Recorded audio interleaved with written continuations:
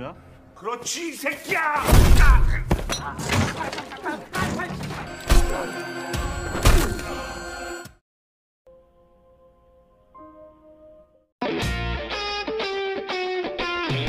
Halo guys, gimana kabarnya hari ini? Masih dengan dunia perdrakoran yang gak ada habisnya. Untuk drakor yang bakal kita bahas kali ini mungkin cocok untuk kalian yang sudah judek, sudah enek dengan hukum di negara kita tercinta yang sangat-sangat gatel lah pokoknya. Drakor ini bercerita tentang seorang anak muda yang tiba-tiba kepikiran kalau dia harus menata ulang hukum yang sangat tidak adil dan sangat kacau balau di Korea, di mana hukum semena-mena, koruptor dibiarkan, penjahat tidak dihukum seadil-adilnya. Pokoknya asal ada uang, semua bisa diatur. Nah, suatu hari dia pun mencoba masuk menjadi seorang anggota polisi untuk menjadi pahlawan dari balik kegelapan. Ketika siang hari dia menjadi polisi yang lugu dan polos. Namun ketika malam hari, dia menjadi brutal menghukum semua penjahat demi menegakkan keadilan yang seadil-adilnya. Gimana? Udah penisirin dengan alur ceritanya? Yuk, mari langsung saja kita simak ke alur filmnya. Dan ini dia Vigilante.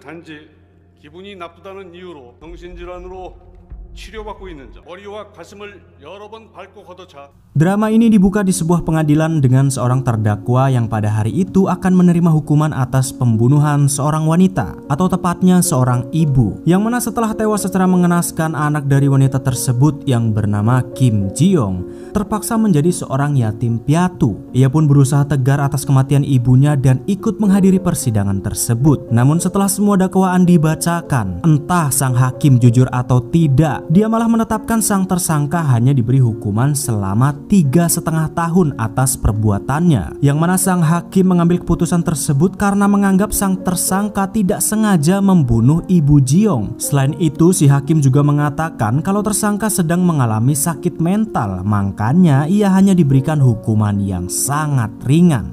Koyo persis banget koyo neng Konoha. 범행을 깊이 반성하고 가슴을 여러 번 밟고 걷어차.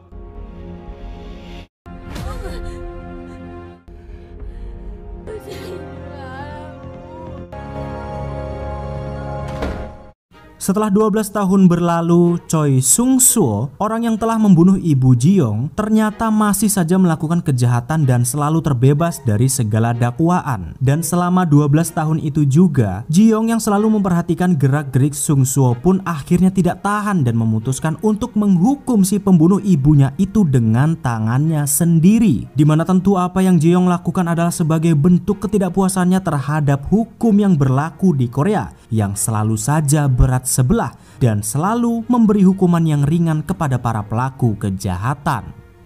네가 어떻게 감옥에 안 있고 밖을 돌아다녀? 너 지금 나 따라오는 거야? 야, 이 새끼야!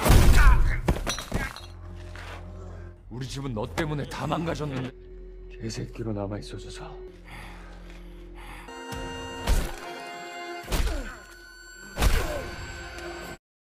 Keesokan harinya kita akan dilihatkan sisi lain dari Kim Ji-young yang telah berhasil membunuh Choi Sung-yo sebagai bentuk balas dendamnya. Yang ternyata walaupun Ji-young sangat tidak puas dengan hukum yang berlaku di Korea, nyatanya ia memutuskan untuk bergabung dan menjadi seorang polisi. Yang mana tentu Ji-young menjadi seorang polisi tidak lain dan tidak bukan untuk menegakkan hukum yang selama ini sangat berat sebelah. Ji-young juga memanfaatkan pelatihan judo yang ada di kepolisian tersebut untuk terus mengasah kemampuan bertarungnya agar ia bisa menghukum semua penjahat yang masih berkeliaran. Dan tentu semua itu dilakukan oleh Ji-young tanpa ada satu orang pun yang mengetahuinya, termasuk para sahabatnya di instansi kepolisian.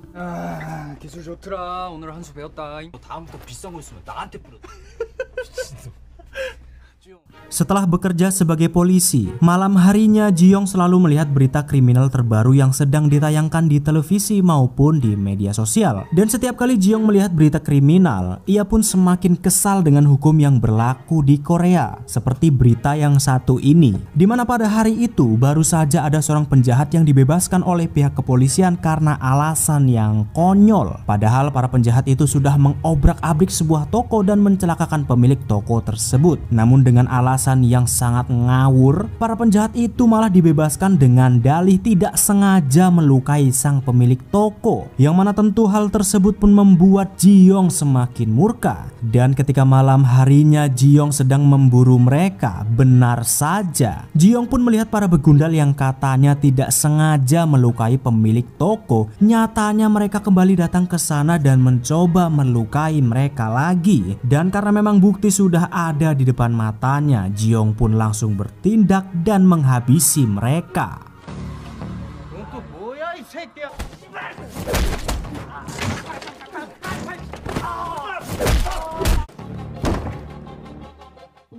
Tidak berselang lama setelah menghabisi para begundal tadi, Ji-yong kembali melihat berita dan mendapati ada lagi penjahat yang dibebaskan oleh pihak kepolisian dengan alasan yang konyol. Yang padahal penjahat yang berprofesi sebagai dokter ini sudah banyak sekali memperkaos para pasiennya saat sedang melakukan operasi. Namun walaupun begitu, para kepolisian tetap membebaskannya dan bahkan tetap membiarkannya menjadi seorang dokter cabul tanpa mencabut izin prakteknya, yang mana tentu kebiadaban sang dokter pun membuat Ji-yong murka dan langsung menghabisinya. 누구세요? 다른 직업 알아봐.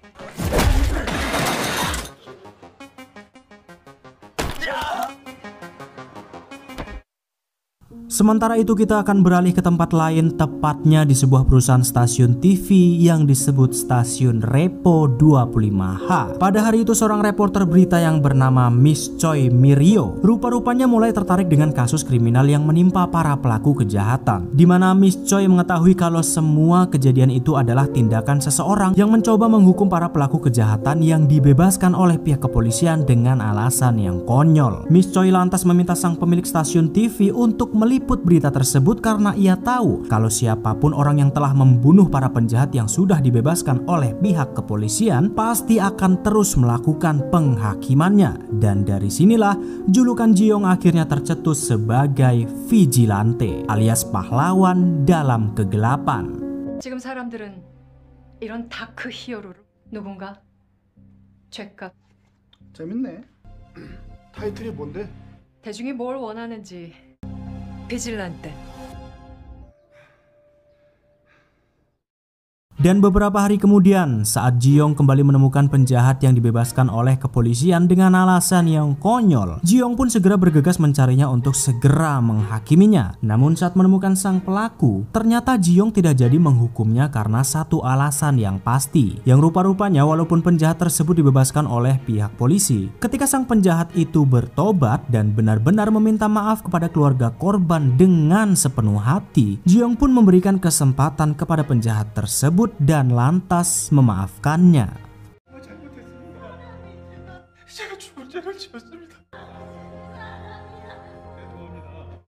Sementara di sisi lain, setelah Ji-yong tidak jadi membunuh penjahat yang sudah meminta maaf kepada keluarga korban, ternyata Miss Choi sendiri kebingungan karena tidak mendapatkan bahan berita alias tidak ada aksi apa-apa dari sang vigilante. Dan karena Miss Choi sangat percaya kalau vigilante sang penegak hukum dari balik kegelapan memang benar-benar ada, ia pun memutuskan untuk memancing Ji-yong dengan mengungkapkan identitas dari seorang pencabul yang baru saja dibebaskan oleh pihak kepolisian yang bernama Jung Duk-hyung, yang rupa-rupanya Jung ini hanya diberi sanksi hukuman selama 7 tahun setelah memperkaos dan juga menyiksa seorang anak dengan sangat kejamnya. Dan ternyata strategi Miss Choi pun berhasil dan membuat Ji-yong menargetkan Jung sebagai sasaran selanjutnya.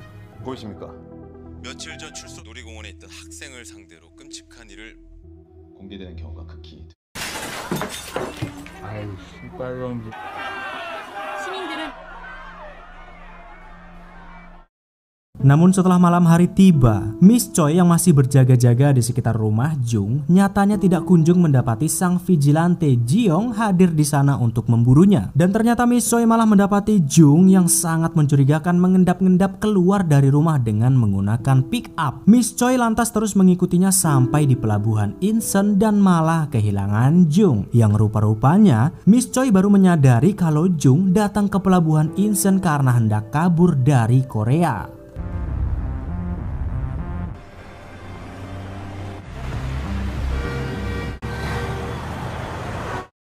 Sementara itu pihak kepolisian yang mendengar kabar kalau Jung berusaha kabur dari Korea lantas bergegas pergi ke pelabuhan Incheon untuk menggagalkan rencananya. Namun setelah menyisir semua area pelabuhan dengan ratusan jumlah polisi yang menyebar, pihak kepolisian tetap saja tidak bisa menemukan Jung. Dan ketika semua orang sedang kebingungan mencari keberadaannya, Miss Choi yang sudah putar otak kesana kemari dengan melihat peta akhirnya menyadari kalau sebenarnya Jung Duk-hyung bukanlah mencoba kabur dari Korea. Tapi ternyata Jung mencoba mengelabui para kepolisian dan pergi ke rumah korban pelecehannya dahulu untuk berusaha membunuhnya. 부장님, 정덕흥 밀항하려는 게 아니. 루포이 시저고 정덕근 최초. 과장님, 출발. Dan benar saja setelah semua polisi mencarinya di pelabuhan, rupa-rupanya Jung Duk-hyung sudah berada di apartemen korbannya dengan menyamar sebagai pengantar makanan. Bahkan walaupun di sana masih ada seorang polisi yang berjaga-jaga untuk mengantisipasi kejadian tersebut, nyatanya tetap saja sang polisi itu tidak bisa menghentikan Jung dan malah harus beberapa kali tertusuk karena mencoba menghentikannya. Namun setelah beberapa saat Jung hampir saja berhasil membunuh korbannya, tiba-tiba sang vigilante Kim Ji-young sudah berada di sana dan berhasil menghabisi Jung Duk-hyung dengan sangat brutalnya.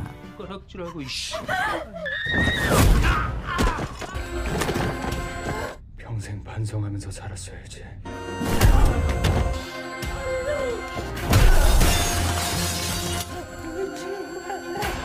살고 싶어.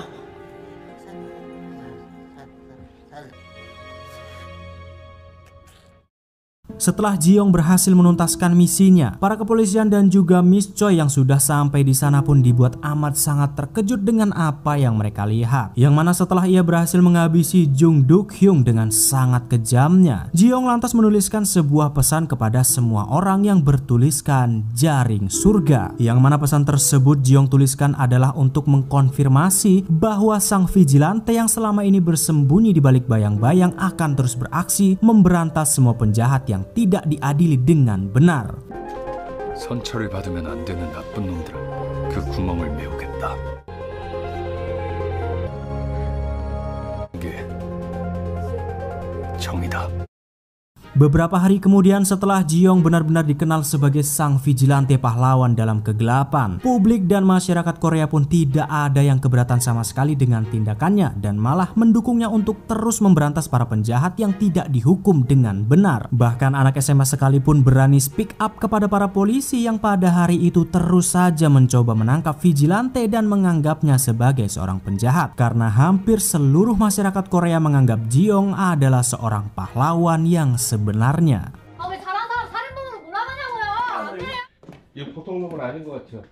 처럼 꾸며 경찰의 수사망을 한 정덕흥이 어제 새벽 피살된 채로 발견. 분석하였지만 아직까지 별 Sementara di stasiun TV Repo yang setelah memancing Ji-young, rupa-rupanya selain rating mereka naik secara drastis, mereka juga mendapatkan banyak sekali keluhan dari orang-orang yang sebagian tidak suka dengan cara vigilante menghakimi para penjahat. Namun walaupun dicerca dengan banyak protes, Miss Choi yang sangat terobsesi dengan sosok vigilante pun tidak memperdulikannya dan terus mencoba untuk memancing Ji-young keluar agar mereka bisa selalu mendapatkan berita yang sangat sensasional. Bahkan saking terobsesinya Miss Choi, kali ini ia mencoba memberikan 3 tersangka sekaligus untuk melihat tersangka manakah yang akan dipilih oleh vigilante untuk ia eksekusi. 비질란테가 누굴 선택하는지 취향도 알아내고. Dan benar saja setelah berita itu dimuat oleh stasiun Repo, Ji-young yang melihat ketiga tersangka itu pun langsung tertuju kepada satu tersangka pembunuhan yang bernama Seo Do-yup. Ia memilihnya karena Do-yup ini disangkakan telah membunuh satu keluarga dengan sangat kejam dan hanya diberikan hukuman penjara beberapa tahun saja. Padahal polisi mengetahui kalau Do-yup dan juga teman-temannya sengaja membobol rumah mantan bosnya dan membunuh mereka semua. 무참히 살해.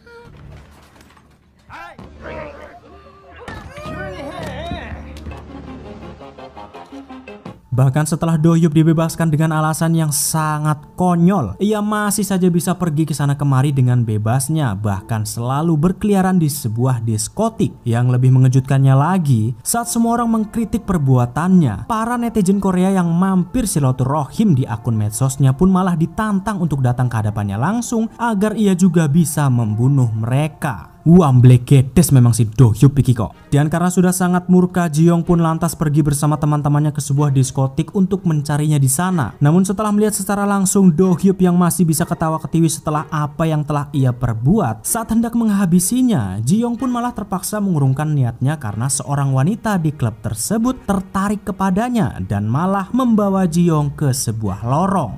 몇 살이야? 나 그냥 대학생.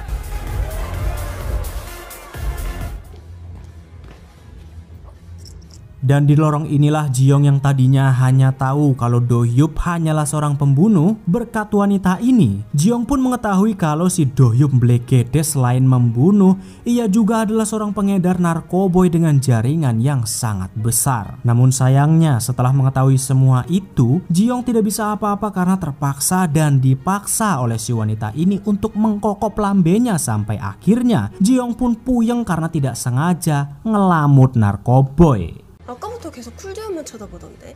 이거 유학생들한테만 팔거든.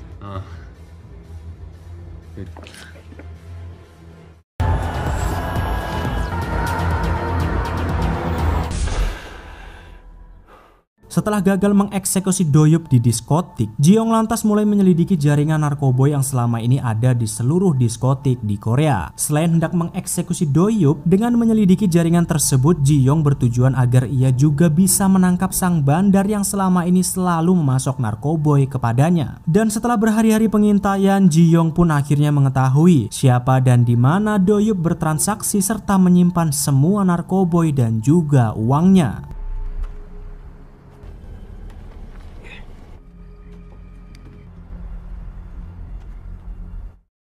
Namun keesokan malamnya saat Do-hyuk sedang dan masih berada di diskotik, tiba-tiba banyak sekali gerombolan polisi yang datang untuk mencarinya. Rupa-rupanya saat pagi tadi, Ji-young sudah memberikan peringatan kepada Do-hyuk untuk menyerahkan diri kepada BNN. Namun setelah Do-hyuk meminta rekannya untuk mencari tahu nomor tersebut dan mengetahui kalau itu adalah nomor telepon dari kantor BNN, ia pun langsung panik karena sudah ketahuan sebagai pengedar narkoboy. Namun apa daya, saat Do-hyuk mencoba lari untuk menyelamatkan uangnya, ternyata Ji-young sudah berada terlebih dahulu di sana dan membakar semua narkoboy dan juga uang miliknya. 저도요. 그거 내 거야. 건들지 마. 야. Tidak terima karena semua narkoboy dan uangnya dibakar, Do-hyuk lantas mencoba menyerang Ji-young dengan membabi buta. Beberapa serangan yang ia lancarkan ternyata berhasil mengenai Ji-young. Namun tetap saja, seberapa keras pun Do-hyuk mencoba menyerangnya, Ji-young tetap bisa mengatasinya dan pasti bisa mengeksekusinya. Dan karena sudah sangat murka dengan semua perbuatan Do-hyuk sebelum benar-benar membunuhnya, Ji-young lantas memintanya untuk segera meminta maaf kepada para korban yang sudah ia bunuh secara keji. Dan lagi-lagi, Ji-young sang vigilante pun berhasil menuntaskan misinya.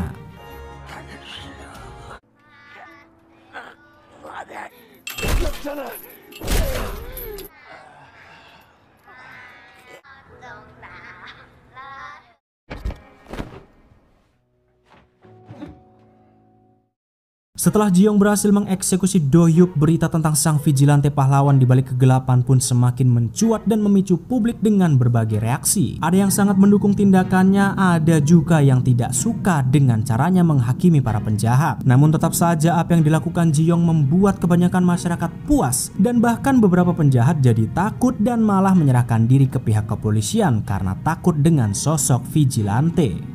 총력을 다하겠습니다. 정확히 전달하겠습니다. 비질란테라는 이름이 붙었겠어요.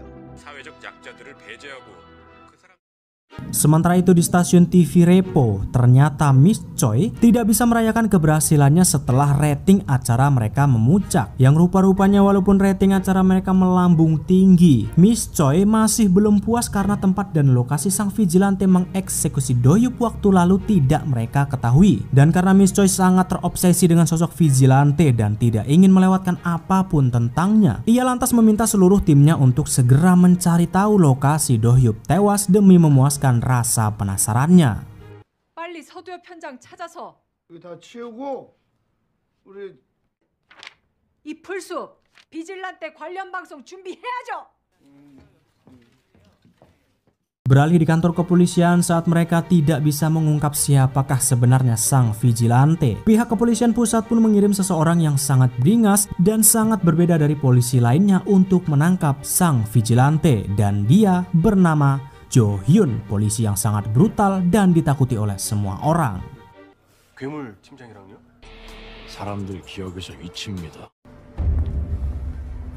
Setelah ditugaskan untuk mengejar sang vigilante, Jo Hyun lantas mula-mula menginterogasi rekan Do-hyuk untuk mencari sebuah petunjuk. Namun karena rekan Do-hyuk ini malah melawan saat ditanya secara baik-baik, Jo Hyun terpaksa menggunakan kekerasan untuk membuka mulutnya. 경찰이 사람을 뭐 이런 데로 끌고 와. Namun setelah rekan Do-hyuk dikampleng dan hampir saja diuncalkan dari atas gedung, tetap saja ia tidak bisa memberitahukan apa-apa dan hanya bisa memberikan sebuah petunjuk. Kalau sebelum Do-hyuk tewas, ada seseorang yang memberikan nomor BNN kepadanya dan mengira kalau orang yang telah mengirimkan nomor tersebut kepada Do-hyuk sepertinya masih muda.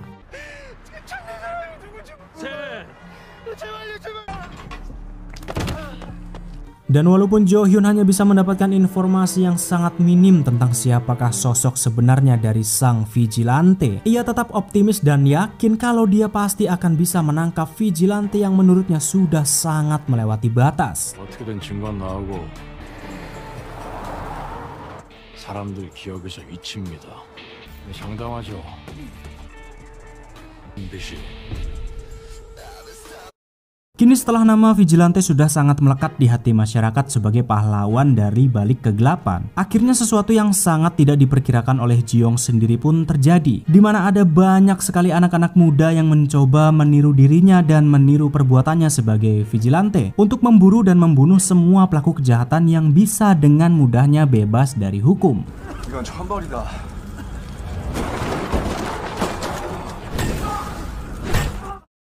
Sementara itu di kantor kepolisian, Profesor Lee, atasan Ji-young, benar-benar sangat kesulitan mencari tahu siapakah sebenarnya sosok vigilante. Jo-hun yang ditugaskan untuk mengurus langsung sang vigilante pun juga dibuat terheran-heran. Kenapa bisa tidak ada bukti sama sekali di semua lokasi kejadian saat vigilante membunuh semua korbannya. Dari rekaman CCTV, kamera dashboard, dan lain-lain. Dimana tentu mereka pun jadi bertanya-tanya, kenapa bisa sang vigilante ini begitu hebat mengelabui mereka. 제대로 수사한 거 맞습니까?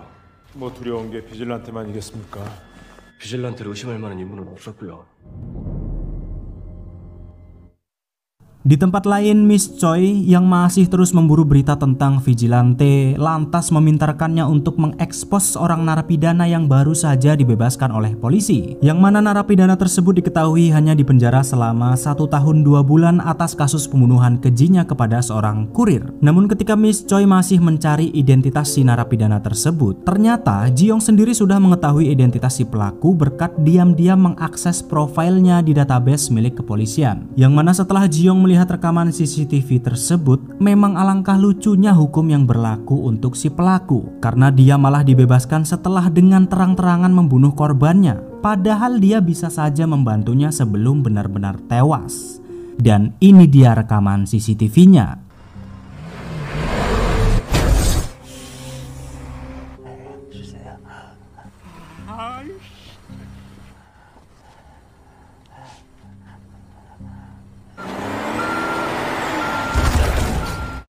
Tentu melihat kebiadaban si narapidana dan juga hukum yang benar-benar kacau balau di depan matanya sendiri, Ji-young pun semakin murka dan enek dengan para penegak hukum di Korea. Namun ketika Ji-young masih mencoba mengakses semua profil si narapidana, tiba-tiba sahabatnya Min Sun-wook malah memergokinya. Namun beruntungnya Ji-young tidak gugup dan bisa membuat alibi.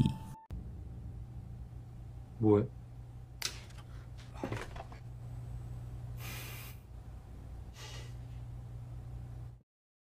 Keesokan harinya tanpa menunggu lama, Ji-yong akhirnya bisa menemukan lokasi si narapidana tersebut untuk segera mengeksekusinya. Namun sebelum beraksi, Ji-yong lagi-lagi dibuat geram dengan tindakan si narapidana tersebut. Dimana saat itu ia melihat ibu dari sang korban yang datang padanya karena tidak terima anaknya tewas secara mengenaskan, malah dimaki-maki dan didorong begitu saja olehnya. Bahkan tanpa ada rasa penyesalan sedikit pun, ia malah dengan santainya berendam di air hangat tanpa memikirkan keluarga si korban. Namun saat ia mengira sudah lolos dari hukum, tiba-tiba malah udan. Walah, baru mulai rekaman.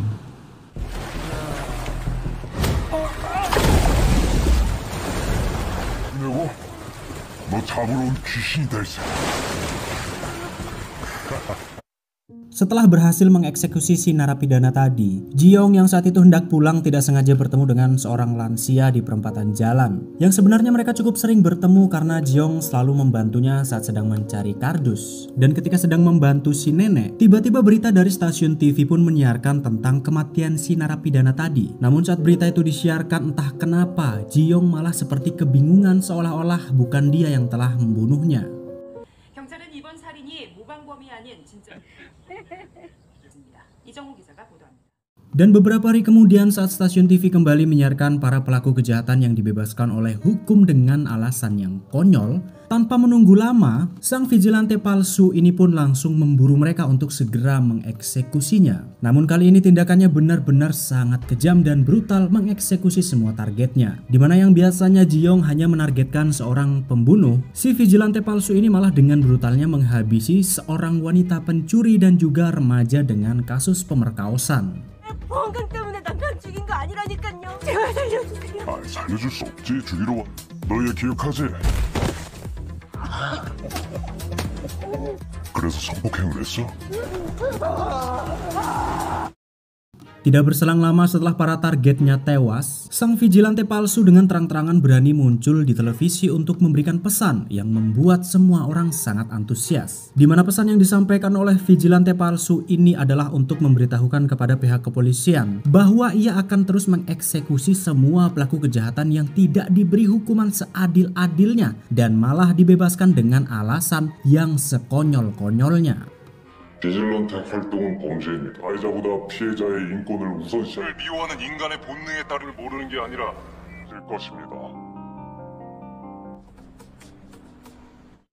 Setelah kemunculan sosok vigilante palsu, Miss Choi selaku orang yang mencetuskan nama vigilante akhirnya memutuskan untuk tampil di acara debat untuk menyuarakan keinginan vigilante yang asli. Tentu semua itu dilakukan Miss Choi karena apa yang dilakukan oleh vigilante yang palsu sangat bertentangan dengan Ji-yong. Miss Choi lantas menegaskan kepada semua orang, terutama pihak kepolisian yang memegang kendali hukum di Korea, agar mereka lebih serius menangani para penjahat dan menghukum semua pelaku kejahatan dengan seberat-beratnya dan seadil-adilnya. Karena menurut Miss Choi, para kepolisian tidak berhak menentang tindakan vigilante mengeksekusi semua penjahat-penjahat itu, karena mereka sendirilah yang telah menciptakan sosok vigilante, sebab hukum yang sangat berat sebelah dan tidak adil kepada keluarga korban. Dan dari penyampaian Miss Choi yang begitu amat emosional, Ji-yong yang melihat berita itu pun mulai tertarik dengan sosok Miss Choi yang sepemikiran dengannya.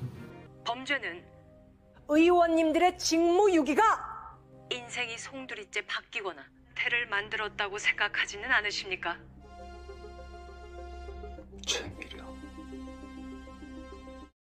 Sementara di tempat lain dengan si nenek yang pada malam itu sedang mencari kardus seperti biasa, tiba-tiba dari belakang ada orang songong dengan mobil mewahnya meneriaki si nenek karena menghalangi jalannya. Dan bukannya bersabar sebentar, si manusia songong ini pun malah menginjak pedal gasnya dalam-dalam dan sengaja menabrak si nenek.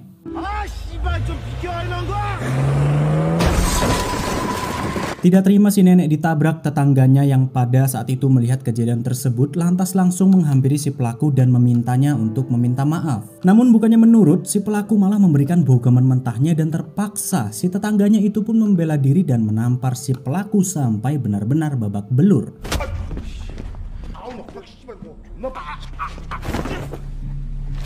Namun ketika polisi datang lagi dan lagi, bukannya mendengar pesan dari sang vigilante, para polisi ini malah masih saja melakukan kesalahan yang sama, di mana si tetangga yang mencoba membela si nenek tadi malah harus ditangkap atas tuntutan kekerasan. Sementara si manusia songong tadi malah dibawa ke rumah sakit untuk dilindungi. Walah, aku kok malah jadi kesel yo. Polisi ini geblek memang kok. 그래도 이거 저렇게 때리면 어떡합니까? 얘 먼저 담배 들길래. 이걸 어떻게? Hingga keesokan harinya berita si nenek ditabrak dan pelaku penabrakan itu malah dilindungi oleh polisi pun sampai ke telinga Jiong. Dimana tentu melihat berita tersebut, apalagi si nenek adalah orang yang ia kenal, Jiong pun lantas menjadi sangat murka dengan si pelaku dan juga dengan hukum yang memang sangat-sangat konyol. Apalagi ternyata kakak dari sang pelaku yang bernama Jang Sunil bukannya meminta maaf kepada si nenek, ia malah mendatanginya dengan marah-marah dan memaksa si nenek untuk berdamai dengan sejumlah uang. Tentu melihat kelakuan kakak beradik yang sangat biadab itu pun membuat Jiong yang saat itu ada di sana langsung mengeksekusinya.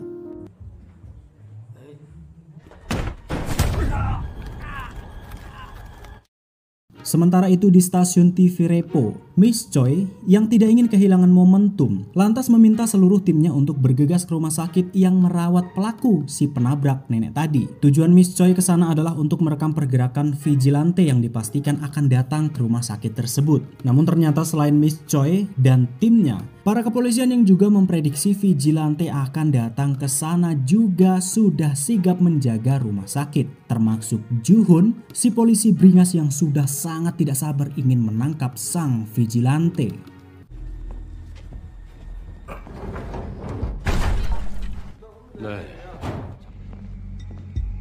Namun setelah beberapa jam menunggu, ternyata Miss Choi dan para kepolisian tidak menemukan adanya tanda-tanda kalau sang vigilante datang ke rumah sakit itu untuk mengeksekusi si pelaku biadab yang dengan enaknya berbaring di kasur empuk setelah melakukan kejahatan. Namun ketika seorang polisi yang menjaganya tiba-tiba keluar kamar karena mendapatkan telepon yang katanya mobilnya di parkiran disenggol oleh seseorang, di saat itulah tanpa ada yang mengetahui, ternyata Jiong sudah berada di rumah sakit tersebut dan langsung mengeksekusi si pelaku.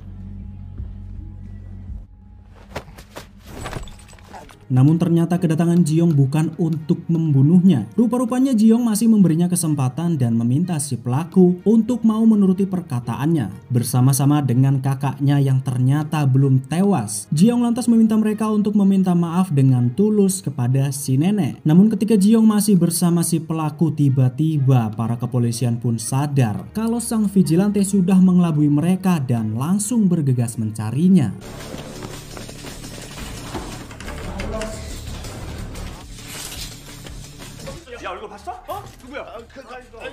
Tapi ketika Jiong berusaha kabur dengan menyamar sebagai dokter saat berpapasan dengan Juhun, ternyata Juhun sang polisi beringas menyadarinya dan berusaha mengejar Jiong. Namun beruntungnya setelah menyebarkan seluruh timnya untuk mengepung rumah sakit, ternyata Jiong berhasil keluar dari rumah sakit tersebut dengan sangat aman.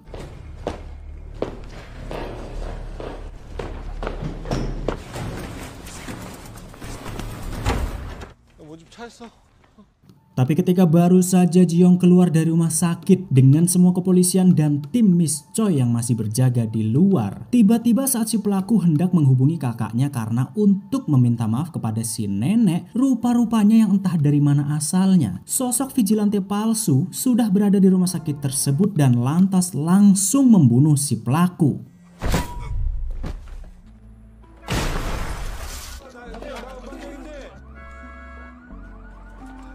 Dan ketika semua perhatian orang-orang sedang tertuju kepada pelaku yang sudah tewas, Jiong yang masih berada di sana di sekitar rumah sakit lantas tidak sengaja melihat sang vigilante palsu yang saat itu berusaha kabur dari rumah sakit tersebut. Tidak ingin melewatkan kesempatan itu, Jiong lantas berusaha mengikuti si vigilante palsu yang saat itu mencoba kabur dengan mengendarai ambulan.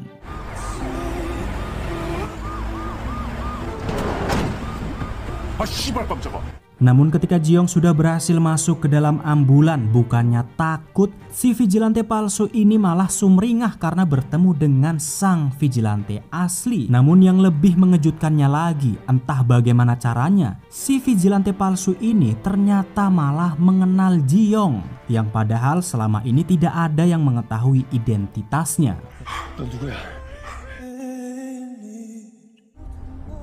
반갑다 지용아. Si vigilante palsu ini pun langsung membawa mereka ke sebuah tempat agar bisa berbicara empat mata. Dan ternyata bukan hanya si vigilante ini tahu identitas Jiong. Rupa-rupanya ia selama ini yang mengaku sebagai penggemar beratnya tanpa Jiong ketahui. Alasan kenapa selama ini jejaknya selalu tidak bisa dilacak oleh pihak kepolisian, karena si vigilante palsu ini diam-diam membantunya dari menghilangkan semua jejak CCTV dan lain-lain. Namun meskipun begitu, Jiong tetap tidak bisa menerima bantuan dan menerimanya sebagai rekan, karena dalam aksinya si vigilante palsu ini sangat-sangat brutal dan melenceng dari tujuan asli Jiong sebagai vigilante.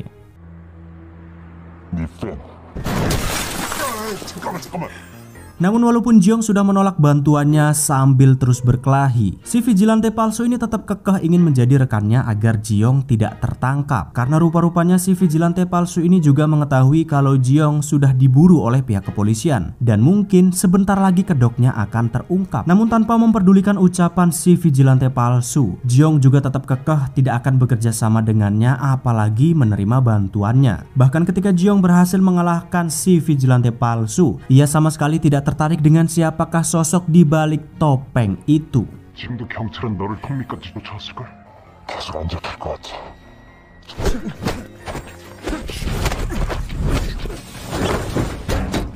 대신 나와 다른 길을 가라. 지금 내 마스크에서 Dan setelah kejadian di rumah sakit, ternyata Miss Choi berhasil mendapatkan rekaman yang memperlihatkan sosok vigilante yang saat itu terlihat jelas tertangkap oleh kamera. Namun meskipun begitu, Miss Choi masih belum bisa memastikan apakah itu sosok vigilante palsu atau yang asli. Di sisi lain, Jiong yang baru berkelahi dengan sang vigilante palsu ternyata harus mendapatkan luka yang cukup banyak dan mungkin akan berbahaya untuk penyamarannya. Namun di saat itu juga sang vigilante palsu ternyata masih saja mencoba membujuk Jiong untuk menerima bantuan. Terlebih lagi untuk alibi luka-luka yang ada di wajahnya. Namun tetap saja Jiong menolaknya walaupun ia tahu mungkin sangat membutuhkan bantuan sang vigilante palsu.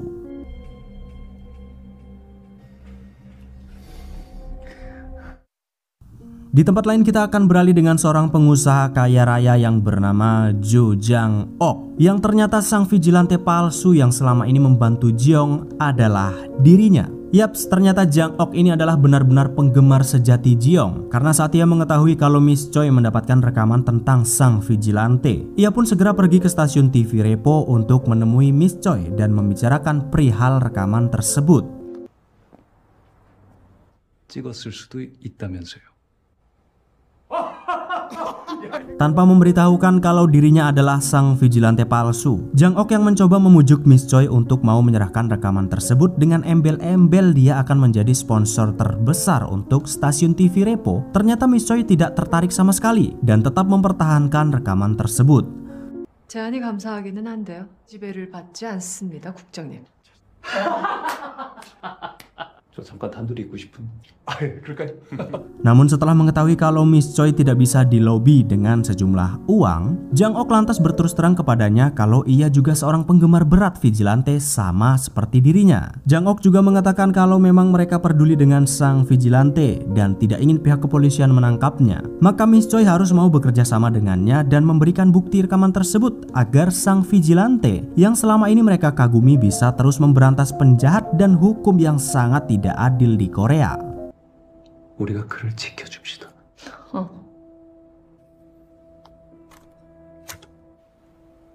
우리 같은 편이라는 거. Sementara di tempat lain, Jo-hun, sang polisi brutal yang selalu mengejar vigilante, pada hari itu menyambangi kediaman Jang Sunil, kakak si pelaku yang waktu lalu tewas di rumah sakit. Jo-hun datang ke sana tidak lain dan tidak bukan adalah untuk meminta baik-baik kepada Jang Sunil dan gengnya untuk tidak ikut campur mencari sang vigilante, walaupun ia punya dendam karena adiknya yang tewas. Yang mana Jo-hun memperingatinya jika Jang Sunil berani macam-macam dan ikut campur, maka ia memastikan akan menghabisi Jang Sunil menggunakan tangannya sendiri. 자력 구제에 나서지 마십시오.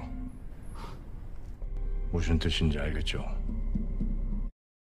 Dan setelah sampai di kantor, Jo-hun bersama semua detektif yang masih mengejar sang vigilante, mereka pun kembali dibuat seperti orang bodoh karena tidak menyadari vigilante bisa masuk rumah sakit dan bisa bebas dengan mudahnya. Walaupun semua orang sudah berjaga-jaga di sana. Dan setelah melihat pola pembunuhan dan juga pelarian sang vigilante, Jo-hun pun mulai curiga kalau sosok vigilante adalah salah satu dari mereka alias seorang polisi. Namun meskipun begitu, Jo-hun tidak berani menyimpulkan lebih jauh lagi karena memang belum mendapatkan bukti-bukti yang cukup konkret.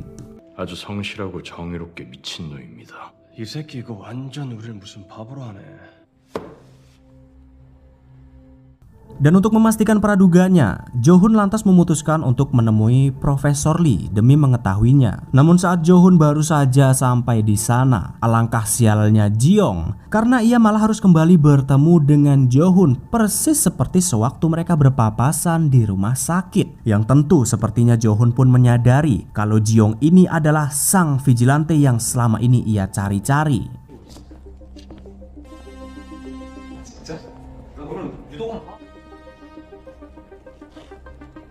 Setelah bertemu dengan Profesor Lee, Jo-hun pun bertanya kepadanya tentang siapakah murid-murid yang sedang berada di bawah bimbingannya. Karena Jo-hun melihat sesuatu yang mencurigakan pada komputer yang terletak di kantor Profesor Lee. Namun karena kode etik kepolisian, Profesor Lee pun tidak memberitahukan identitas murid-muridnya walaupun itu ke sesama polisi. Namun karena Jo-hun sudah mencurigai kalau sang vigilante adalah bagian dari mereka, ia pun mencoba bertanya kepada Profesor Lee tentang bagaimana jika sang vigilante adalah bagian dari mereka. Dan ternyata tanggapan Profesor Lee adalah belum kepikiran sampai ke tahap itu. 만약에 말입니다. 연태가 진짜 경찰이라면. 글쎄. Dan malam harinya Jo-hun yang masih terus mencari siapakah sosok sang vigilante lantas pergi ke sebuah mini resto yang ada di sekitar rumah sakit untuk melihat rekaman CCTV-nya. Namun pegawai resto tersebut mengatakan kalau tidak ada rekaman apa-apa di sana. Terlebih lagi, katanya sudah ada orang lain yang mengecek CCTV tersebut sebelum dirinya dan orang-orang itu adalah dari geng Jang Sunil.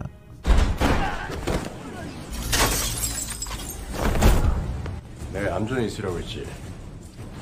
Setelah beberapa hari yang lalu, Jang Sunil yang sudah diperingati oleh Jo-hun untuk tidak ikut campur dalam urusan vigilante, ternyata ia masih saja ngeyel dan menganggap ancaman Jo-hun hanyalah gertakan belaka. Karena masih ngeyel dan tidak mau mendengarkan ucapannya, Jo-hun yang murka pun langsung membuktikan kepada Jang Sunil kalau dia bukanlah polisi yang baik hati pada umumnya dan bisa melumat habis geng mereka walau hanya seorang diri.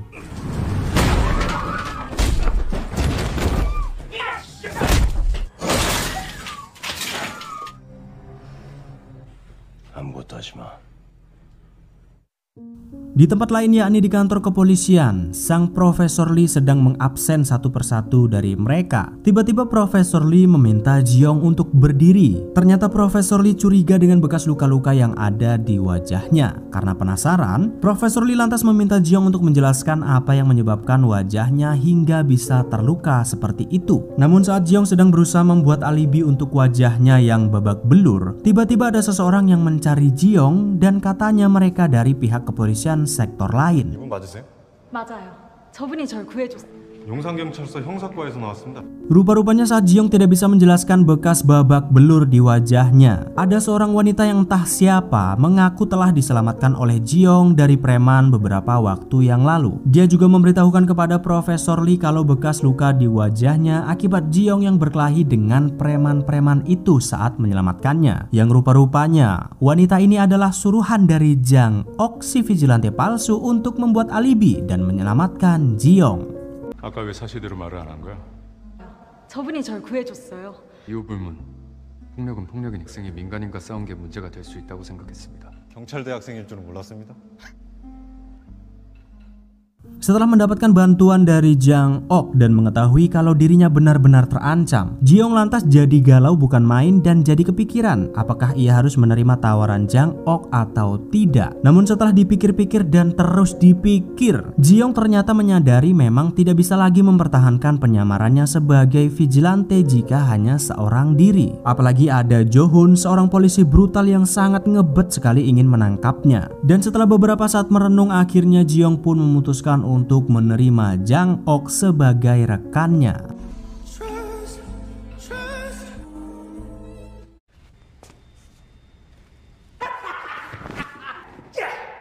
Di tempat lain, Miss Choi yang sedang menyelidiki berita baru lantas pergi menemui temannya di stasiun TV lain yang bernama Moon Dae-suk. Hari itu Miss Choi datang ke sana karena ingin menyelidiki sebuah perusahaan yang bernama Seoul, di mana perusahaan ini dicurigai telah melanggar berbagai aturan yang ada di Korea. Dan ternyata benar saja. Rupa-rupanya Dae-suk mengetahui persis kalau perusahaan Seoul hanya berkedok sebagai pabrik impor dan tempat gym, karena sebenarnya perusahaan tersebut telah menjual berbagai narkoba dan mengelola situs judi ilegal. 큰 방송국에 있는 기자가 관심 가지면 너무 좋잖아.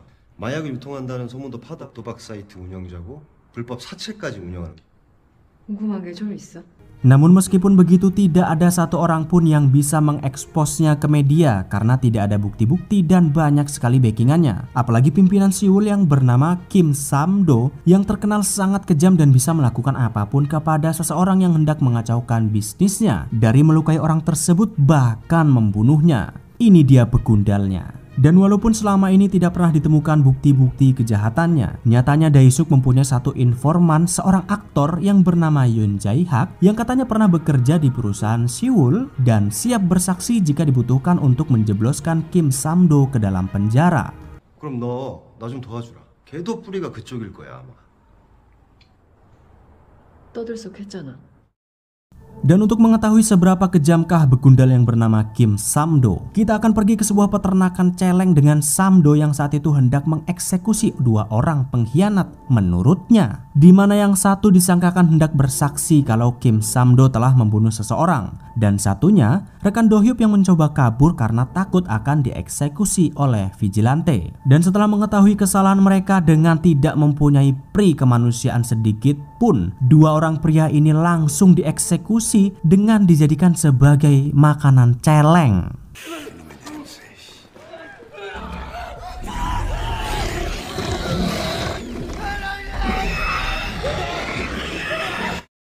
Sementara itu keesokan harinya, Miss Choi dan juga Dae-suk yang hendak mengungkap kejahatan Kim Sam-do ke publik lantas pergi ke rumah si aktor Yoon Jae-hak untuk menjemputnya. Namun begitu sampai di sana saat Dae-suk mencoba memanggilnya, si aktor sendiri sepertinya tidak sedang di rumah. Tapi yang anehnya, pintu rumah Jae-hak sendiri ternyata tidak dikunci. Dan setelah mereka masuk ke dalam, alangkah terkejutnya karena mereka melihat si aktor yang sudah tewas tergelantung di dalam rumahnya, yang sepertinya si aktor telah dieksekusi oleh Kim Sam-do karena mencoba bersaksi atas kejahatannya. 경찰을 볼게. Dan setelah menemukan si aktor yang tewas, Miss Choi serta Dae-suk pun mencoba melaporkannya kepada pihak yang berwajib. Namun saat mereka mengatakan ada kejanggalan terhadap jasad si aktor yang tidak mungkin melakukan bunuh diri, bapak polisi ini malah tidak mau mendengarkan mereka sama sekali dan malah membuat Miss Choi jengkel, yang padahal mereka mempunyai cukup bukti yang kuat kalau si aktor sepertinya dibunuh oleh seseorang. 유서도 발견이 됐다니까요. 알았으니까 그만 가보세요. Sementara di tempat lain, Ji-young yang saat itu sudah memutuskan untuk bekerja sama dengan Jang Ok lantas pergi ke sebuah mall untuk bertemu dengannya di sana. Bersama dengan dua orang sahabatnya, Ji-young pun berpura-pura hanya sekedar ingin cuci mata di mall tersebut. Namun saat mereka baru saja masuk, tiba-tiba ada seorang wanita yang memanggilnya. Yang ternyata wanita ini adalah suruhan Jang Ok agar Ji-young bisa menjauh sebentar dari dua orang temannya. 저 기억하시죠? 밖에? Namun setelah Ji-young pergi bersama wanita itu, ternyata dari belakang ia menyadari kalau ada orang yang sedang mengikutinya, yakni si polisi beringas Jo-hun. Entah bagaimana caranya si Jo-hun ini bisa mengetahui lokasi Ji-young. Namun karena sudah tidak bisa menghindar lagi, Ji-young pun berusaha sebisa mungkin untuk bersikap tenang sewajarnya dan berbicara empat mata dengan Jo-hun. 너 나 본 적 있지? 비질란테가 무슨 말씀이신지 잘 모르겠습니다. Namun ternyata setelah Ji-young mencoba bersikap setenang mungkin, rupa-rupanya Jo-hun terus saja mencoba memprovokasi Ji-young agar ia mau mengungkapkan jati dirinya yang sebenarnya. Karena ternyata si Jo-hun ini memang sudah benar-benar yakin kalau Kim Ji-young lah sang vigilante yang selama ini ia cari-cari.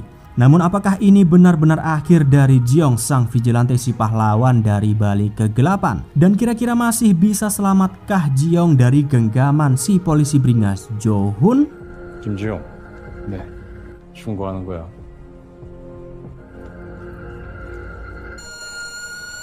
Rupa-rupanya Jo-hun tidak menangkapnya dan hanya memperingati Jeong agar tidak mengulangi lagi aksinya sebagai vigilante. Dan kini setelah identitas Jeong diketahui oleh si polisi brutal Jo-hun, Jeong yang saat itu terus-terusan ditelepon oleh Jang-ok karena masih memohon-mohon untuk menjadi rekannya pun lantas memintanya untuk menduplikat nomor HP Jo-hun sebagai syarat jika Jang-ok benar-benar ingin menjadi rekannya. 그럼 폰 복제하고 다시 연락해. 우리가 손잡는 문제에 대해. 너한텐 내가 필요하다니까. Sementara di tempat lain, Miss Choi bersama dengan Dae-suk yang mencoba terus menyelidiki kebusukan Kim Sam-do, pimpinan Siwul, lantas pergi ke sebuah tempat untuk mencari bukti-bukti yang ditinggalkan oleh informan Dae-suk, yakni si aktor yang tewas gantung diri. Dan setelah sampai di tempat itu, mereka pun mendapati banyak sekali komputer-komputer yang digunakan untuk mengatur server judi ilegal milik Kim Sam-do. Ternyata alasan kenapa para kepolisian tidak bisa menemukan bukti-bukti bisnis haramnya adalah karena Kim Sam-do telah menyembunyikan semua komputer-komputer tersebut di berbagai tempat yang tidak mungkin dicurigai oleh pihak kepolisian. Namun ketika Miss Choi dan Dae-suk baru saja hendak merekam tempat itu, tiba-tiba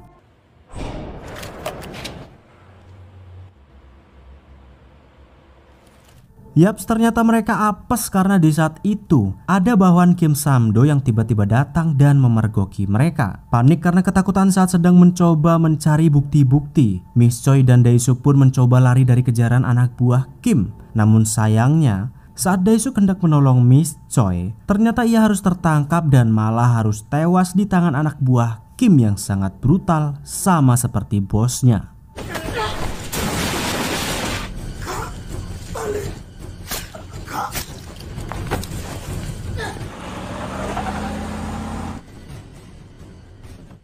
Setelah Miss Choi berhasil kabur dan membawa para polisi ke sana untuk melihat tempat tersebut, ternyata hari itu juga semua komputer-komputer di sana sudah kosong, alias sudah diangkut untuk menghilangkan bukti-bukti. Bahkan dengan sigapnya jasad Dae-suk yang tewas saat hendak menolong Miss Choi juga sudah tidak ada di tempat. Yang mana tentu laporan Miss Choi itu pun jadi tidak ditanggapi serius oleh para kepolisian. Yang padahal Miss Choi sendiri punya bukti-bukti rekaman kalau tadi ada banyak sekali komputer di lokasi tersebut.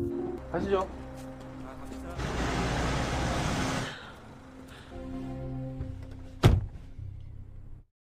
Di tempat lain, tepatnya dengan Jo-hun yang saat itu sedang melatih otot-ototnya, tiba-tiba jenderal atau pimpinan yang memberikan tugas kepadanya untuk menangkap si vigilante yang bernama Yoon Jae-hyuk menelponnya karena hendak bertanya tentang perkembangan kasus tersebut. Apakah ia sudah berhasil menangkapnya atau belum? Namun di sisi lain, saat Jo-hun sedang berbicara dengan atasannya tersebut, ternyata Jeong sendiri sedang menguping pembicaraan mereka karena Jang-ok telah berhasil menduplikat atau meretas nomor ponsel milik Jo-hun.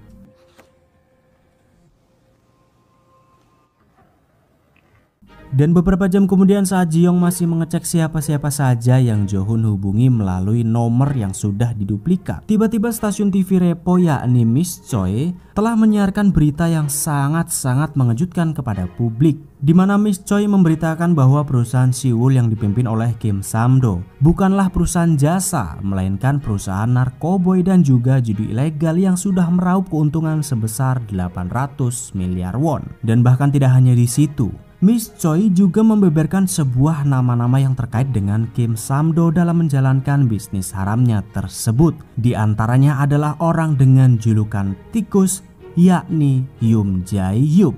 과연 연재학 씨는 주범의 행방이 묘연한 상 취재진을 죽이려고 한 정황이 포착됐습니다. 일철이 이렇게 할 거야? Yap, ternyata pimpinan Jo-hun atau jenderalnya rupa-rupanya adalah dalang dibalik tidak tertangkapnya Kim Sam-do dan semua bisnis haramnya. Karena ada backingan yang sangat kuat dari pihak kepolisian, malah langsung dibackingi oleh seorang jenderal. Tentu mendengar berita yang sangat menggemparkan itu pun membuat Ji-young semakin murka. Karena pihak kepolisian lagi-lagi dalang dibalik kejahatan yang terus terjadi di Korea. Namun apakah Jo-hun adalah juga salah satu dari kelompok Kim Sam-do? Belum diketahui sampai di akhir episode ini. 사실과 진실만을 전달할. 앞으로도 저희는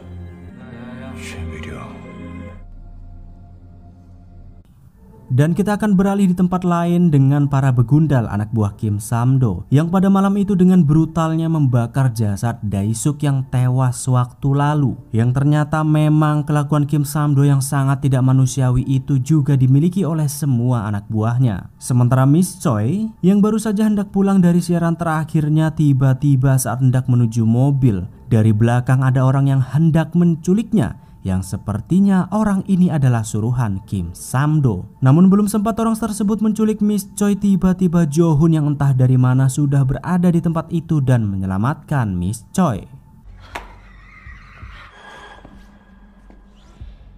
Entah yang bagaimana caranya Jo-hun bisa tahu kalau Miss Choi akan diculik, tapi Jo-hun mengatakan kalau dia sengaja datang ke sana tidak lain dan tidak bukan hanya untuk memperingati Miss Choi, di mana ia meminta Miss Choi untuk tidak lagi meliput berita apapun untuk memancing vigilante memburu para penjahat sesuai dengan keinginannya. Karena apabila Miss Choi terus melakukannya, maka Jo-hun sendiri tidak bisa memastikan keselamatannya. Namun setelah mendengar hal tersebut, bukannya takut, Miss Choi malah menentang Jo-hun untuk segera menangkap sang vigilante kalau memang dia bisa. 특정에 눈이 멀어서 방금 같은 상황을 또 만나기 싫다면 근데요. vigilant는 곧 잡힙니다. Setelah memperingati Miss Choi, Jo-hun yang tidak bisa melepaskan buruannya lantas meminta orang yang hendak menculik Miss Choi tadi untuk menuliskan semua daftar nama yang berkaitan dengan Kim Sam-do. Dan penculik itu pun menuliskan 3 nama untuk Jo-hun. Di antaranya ada Bang, tangan kanan Kim Sam-do yang memintanya untuk menculik Miss Choi tadi.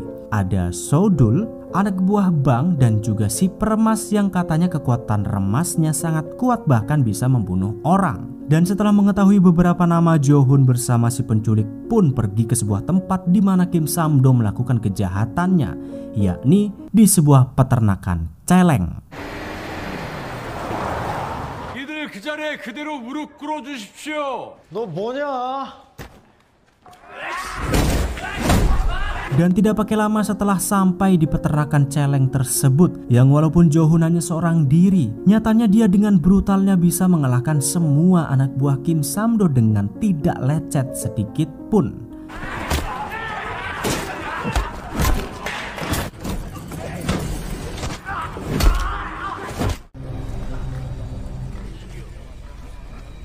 Namun yang anehnya setelah Jo-hun berhasil memberantas anak buah Kim Sam-do, entah apa yang dipikirkan olehnya, kepolisian memuat berita kalau markas yang dibantai habis olehnya malam itu adalah organisasi vigilante yang selama ini mereka cari-cari. Padahal ia tahu betul kalau organisasi yang ia bantai adalah para anak buah Kim Sam-do dan bukan vigilante. Entah apa yang dilakukan oleh Jo-hun, tapi sepertinya rencana ini ia buat untuk menjadikan nama vigilante buruk agar masyarakat tidak percaya lagi dengan sosok vigilante yang selama ini mereka anggap sebagai pahlawan.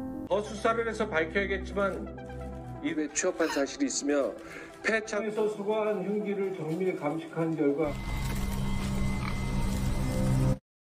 Sementara itu malam harinya saat Jo-hun mencoba mencoreng nama vigilante menjadi sosok yang buruk di mata masyarakat, ternyata Ji-young sendiri sudah menargetkan satu orang lagi untuk ia eksekusi, yakni salah satu anak buah Kim Sam-do, seorang pengedar narkoboy dan juga pemerkaos.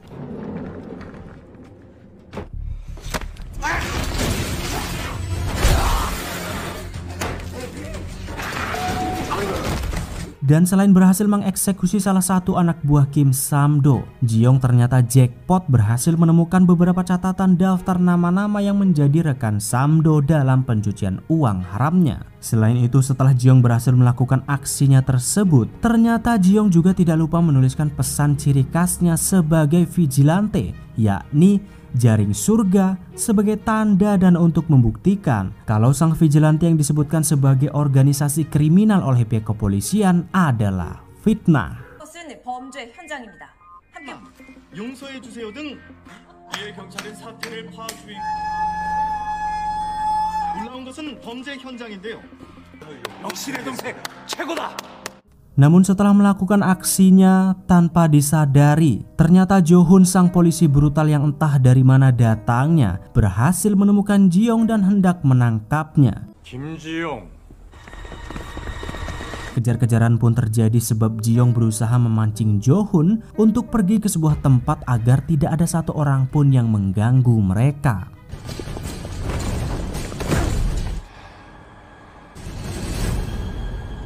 Dan setelah sampai di bawah jembatan, pembicaraan yang sangat intens pun berlangsung antara Ji-young dan juga Jo-hun, yang mana Jo-hun meminta Ji-young untuk segera berhenti melakukan aksinya sebagai vigilante. Namun Ji-young menolak karena ternyata ia mengetahui kalau Jo-hun sebenarnya adalah polisi yang tidak jauh beda dengan dirinya. Yang rupa-rupanya Ji-young mengetahui kalau Jo-hun selain seorang polisi, ternyata dia juga melakukan tindakan ilegal dan membunuh orang-orang atas perintah orang penting. Namun ternyata selama ini Ji-young rupa-rupanya salah menilai Jo-hun. Ternyata alasan Jo-hun waktu lalu dan sampai saat ini tidak menangkapnya adalah karena ia sebenarnya ingin merekrut Ji-young sebagai partnernya. Jo-hun juga mengatakan jika Ji-young mau berhenti menjadi vigilante, maka identitasnya tidak akan diungkapkan ke publik dan akan melatih Ji-young agar bisa menjadi polisi yang sangat hebat dan lebih berguna untuk negara. Namun semua tawaran tersebut nyatanya ditolak mentah-mentah karena menurut Ji-young menjadi vigilante adalah tugas yang lebih mulia ketimbang menjadi seorang polisi.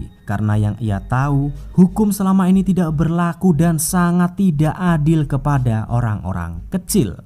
정의로울 거라고 믿었던 법이 신성해야만 하는 법이 상대에 따라 말과 판결을 바꾸고 그것은 옳은 행동입니까? Dan setelah mendengarkan semua keluh kesah Ji-young, Jo-hun yang mencoba mendengarkannya dengan seksama pun terus menentang semua pendapatnya. Namun Jo-hun sebenarnya tidak menyalahkan pendapat Ji-young tentang hukum yang memang sangat-sangat bobrok. Melainkan Jo-hun menyayangkan jika Ji-young menggunakan kekuatannya malah untuk menjadi seorang penjahat itu sendiri dan bukan untuk melindungi semua korban-korban kejahatan sebagai seorang polisi. 그런 인간은 시간이 갈수록 괴물이 된다. 물었습니다.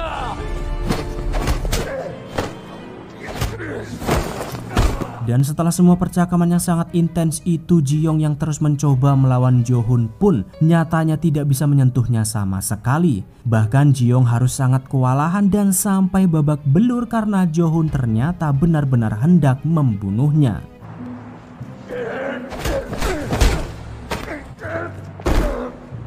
반역자야, 반역자! 죽어라, 반역자 김지용. Namun bukan membunuh Ji-young dalam artian mencabut nyawanya, tetapi Jo-hun hendak membunuh Ji-young sebagai vigilante, yang mana sepertinya Jo-hun masih berniat memaafkan Ji-young agar ia mau dididik menjadi polisi yang sangat hebat dan bisa menjadi partnernya di kemudian hari. 자매들, vigilant는 죽였어. 나와 함께 일하자.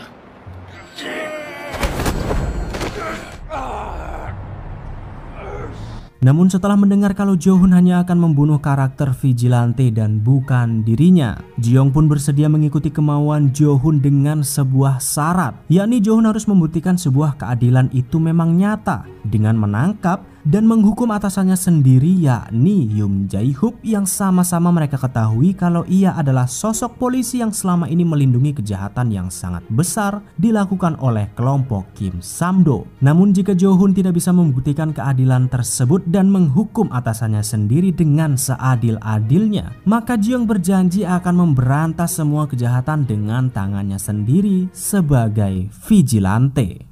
선배님의 정의가 아니면 제가 선배님께 증명 악마를 죽이는. Dan setelah melepaskan Ji-young dengan sebuah syarat, Jo-hun pun mencoba mencari kebenaran tentang apakah benar atasannya Yoon Jae-hyuk terlibat dengan Kim Sam-do. Ia lantas mencoba mencari dengan bertanya kepada si penculik yang ternyata masih belum ia serahkan kepada polisi untuk dimanfaatkan sebagai informan. Dan dari si penculik ini Jo-hun pun diarahkan untuk mencari si peremas, salah satu anak buah Kim Sam-do, untuk bertanya kepadanya tentang lokasi tangan kanan Kim Sam-do yang bernama Bang untuk mencari tahu kebenarannya. 짤순이 그 새끼가 알고 싶지 않을까 싶습니다. Setelah pertarungannya dengan Jo-hun, Ji-young yang saat itu masih di rumah sakit mendapati berita kalau reporter Miss Choi telah dipecat oleh stasiun TV Repo karena berita-beritanya tentang vigilante. Karena tidak ingin Miss Choi berhenti memberitakan tentang aksinya, Ji-young lantas menghubungi Jang-ok untuk meminta bantuannya agar mau memfasilitasi Miss Choi supaya tetap bisa menyiarkan berita. Dan karena memang Jang-ok sangat ingin sekali berpartner dengan Ji-young, ia pun menyanggupi semua permintaannya sehingga Miss Choi bisa kembali menyiarkan berita mengenai sang vigilante. 어때요? 비질란테가 나설 무대를 만들어 줄 겁니다. Di tempat lain, Jo-hun yang sudah berhasil menangkap satu lagi anak buah Kim Sam-do yakni si botak peremas. Ia lantas meminta mereka untuk mau memberikan lokasi tangan kanan Sam-do yang bernama Bang agar ia bisa segera menemuinya untuk bertanya langsung apakah benar atasannya Jenderal Yoon Jae-hyuk terlibat dengan mereka. Namun ketika Jo-hun masih terus mencari bukti-bukti, di kantor kepolisian ternyata posisinya sebagai ketua tim penanganan vigilante harus diputus dan digantikan oleh orang lain yang bernama Nam Yoon-gil. Entah siapa sebenarnya Nam Yoon-gil ini, tapi sepertinya dia juga adalah polisi yang cukup brutal sama seperti Jo-hun. 오늘부로 이 팀의 해체입니다. 야, 우린 일하자. Sementara itu Ji-young yang sudah pulang ke rumah lantas langsung membuka buku catatan milik salah satu anak buah Kim Sam-do untuk melihat siapa-siapa saja yang terlibat. Dan setelah dicari tahu ternyata Kim Sam-do baru saja memberi uang sebesar 9 miliar won kepada sebuah gereja yang sangat berpengaruh di Korea. Dan karena ingin tahu lebih dalam tentang keterlibatan gereja tersebut, Ji-young pun langsung datang ke gereja itu untuk mencari bukti-bukti yang lainnya tentang semua orang yang terlibat dengan Kim Sam-do.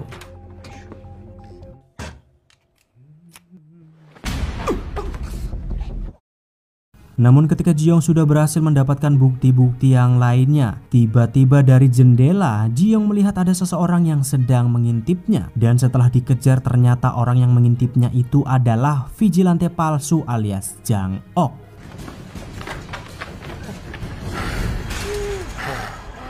Namun karena selama ini Jang-ok selalu saja meminta Ji-young untuk menerimanya sebagai rekan, Ji-young yang memang merasa sudah sangat dibantu olehnya pun akhirnya memutuskan untuk menerima Jang-ok sebagai rekannya. Namun dengan syarat Jang-ok harus melakukan apapun sesuai dengan perintahnya dan tidak boleh terlalu brutal jika ingin menjadi rekannya sebagai vigilante.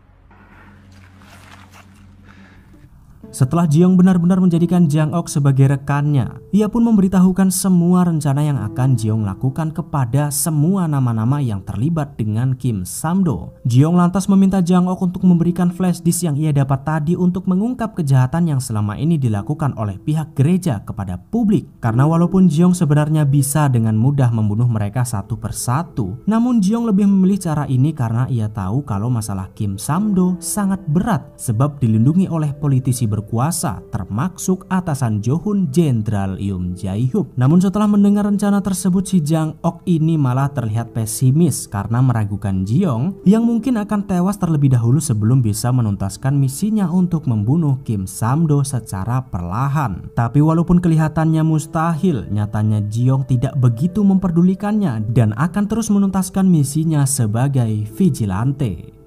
계란으로 바위치다 죽는 놈 하나쯤 나오는 것 어떻게 생각해? 차질 없이 해줘. Dan keesokan harinya di kantor kepolisian saat Profesor Lee hendak masuk ke dalam ruangan, tiba-tiba ia mendapati kalau di dalam ruangannya sudah ada Nam Yoon-gil, orang yang menggantikan Jo-hun, yang ternyata saat itu ia ingin mengetahui apa yang ia bicarakan dengan Jo-hun saat duduk berdua di ruangan tersebut. Namun belum sempat Profesor Lee menjawab, tiba-tiba Ji-young yang hendak mengerjakan tugasnya seperti biasa pun mampir di saat mereka sedang berbicara. Dan ketika Nam Yoon-gil ini melihat Ji-young, entah kenapa dia tahu kalau Jo-hun waktu lalu bertanya tentang siapa-siapa saja murid yang saat ini ada di bawah bimbingan Profesor Lee. Yang sepertinya Nam Yoon-gil ini juga tahu kalau Kim Ji-young adalah sang vigilante yang selama ini mereka cari-cari.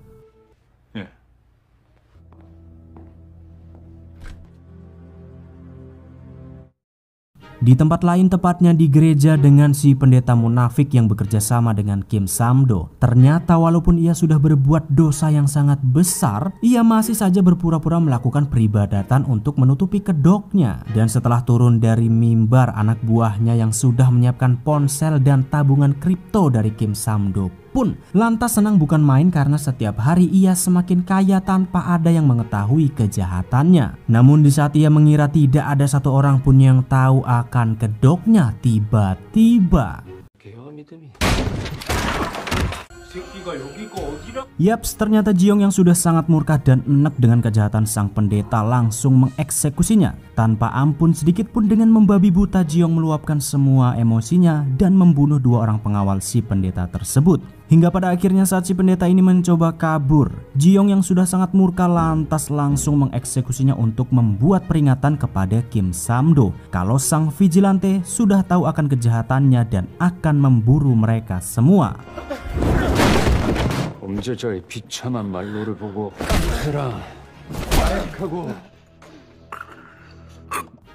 Dan keesokan harinya saat si pendeta sudah tewas, berita kematiannya pun membuat Kim Sam-do dan Jenderal Yoon Jae-hyuk sangat ketakutan karena sudah panik akan diburu si vigilante. Kim Sam-do lantas meminta Jenderal Yoon Jae-hyuk untuk tidak melakukan apa-apa selama 5 hari ke depan. Yang ternyata Kim Sam-do sendiri sudah berencana akan memburu semua orang yang hendak menjegalnya, termasuk Jo-hun, Miss Choi, dan juga vigilante sendiri. 당했으면 그 다음 목표는 우리인 거 몰라? 딱 5일만 제가 다 작살내겠습니다. Di sisi lain, Jang-ok yang sudah menjadi rekan Ji-young dan diberi perintah untuk memberikan flash disk yang ia dapat kepada Miss Choi pun menepati janjinya pada hari itu. Namun tentu saat Miss Choi menerima semua bukti-bukti kejahatan gereja bersama Kim Sam-do. Waduh, berisik kalian bocil. Miss Choi pun bertanya-tanya kenapa Jang-ok bisa mendapatkan semua bukti-bukti tersebut. Dan tentu Miss Choi sepertinya sudah mencurigai kalau Jang-ok sebenarnya berpartner dengan sang vigilante. 비질란테를 아세요? 뭐 얘기가 그렇게 되나요? 독사 같은 새끼. Dan malam harinya sesuai perintah Jang-ok, Miss Choi pun menyiarkan acaranya yang untuk membongkar semua bukti-bukti kejahatan Kim Sam-do kepada publik. Dengan ribuan penonton yang saat itu menonton acaranya, termasuk semua orang yang terlibat dengan Kim Sam-do pun dibuat panik karena kejahatan mereka akan segera terbongkar. Namun saat baru saja Miss Choi hendak menyiarkan bukti-bukti tersebut, tiba-tiba si Jo-hun yang entah datang dari mana menghentikan siarannya. 뭐 하는 겁니까? 신목사 파일 출처가 어딥니까? 그게 얼마나 위험하고 무서운 사람. Dan rupa-rupanya Jo-hun datang menghentikan siaran Miss Choi tidak lain dan tidak bukan untuk menyelamatkan nyawanya. Karena sebelum kesana Jo-hun mengetahui kalau tangan Kim Sam-do yang bernama Bang sedang menuju ke tempat Miss Choi untuk membunuhnya. Setelah berhasil menghentikan siarannya, Jo-hun lantas memperingati Miss Choi untuk segera berhenti menyiarkan apapun tentang vigilante. Selain karena dia tidak suka, jika diteruskan mungkin nyawa Miss Choi benar-benar akan terancam. Namun walaupun Miss Choi sudah diberi peringatan dan tahu betul kalau akan ada banyak sekali orang-orang yang akan memburunya karena mencoba menguak kejahatan Kim Sam-do, Miss Choi tetap saja kekeh dan tidak peduli dengan peringatan Jo-hun. 상황을 악화시키고 얼마나 위험하고. 난 계속 비질란테를 도울 겁니다. 최미라 씨, 당신 구학까지 불러왔는데도. Dan karena Miss Choi tetap ngeyel, Jo-hun yang sudah kesal pun lantas meninggalkannya seorang diri karena sudah tidak bisa berbuat apa-apa lagi kepadanya. Namun saat Jo-hun baru saja hendak pergi dari sana, tiba-tiba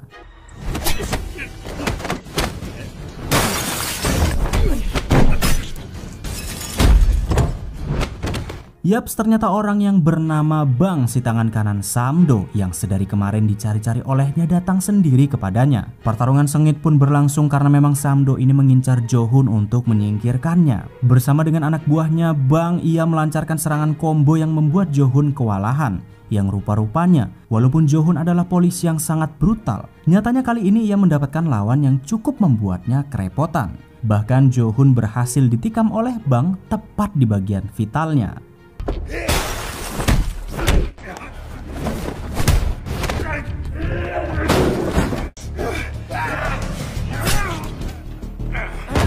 Namun setelah Jo-hun ditikam berkali-kali oleh Bang, di mana yang seharusnya manusia biasa pasti sudah akan tewas dengan semua tikaman itu, nyatanya Jo-hun masih tetap bisa berdiri kokoh dan tetap bisa melawan sampai-sampai membuat Bang dan anak buahnya tidak percaya dengan Jo-hun yang benar-benar seperti monster.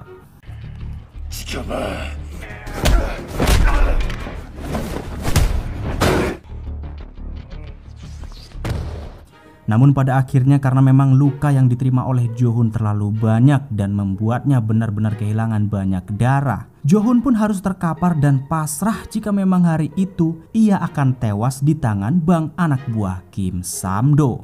Namun ketika Bang sudah mendapatkan kesempatan tersebut dan hendak membunuh Jo-hun, tiba-tiba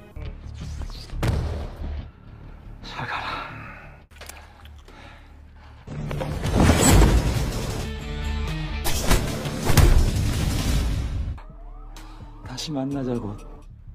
비질란테.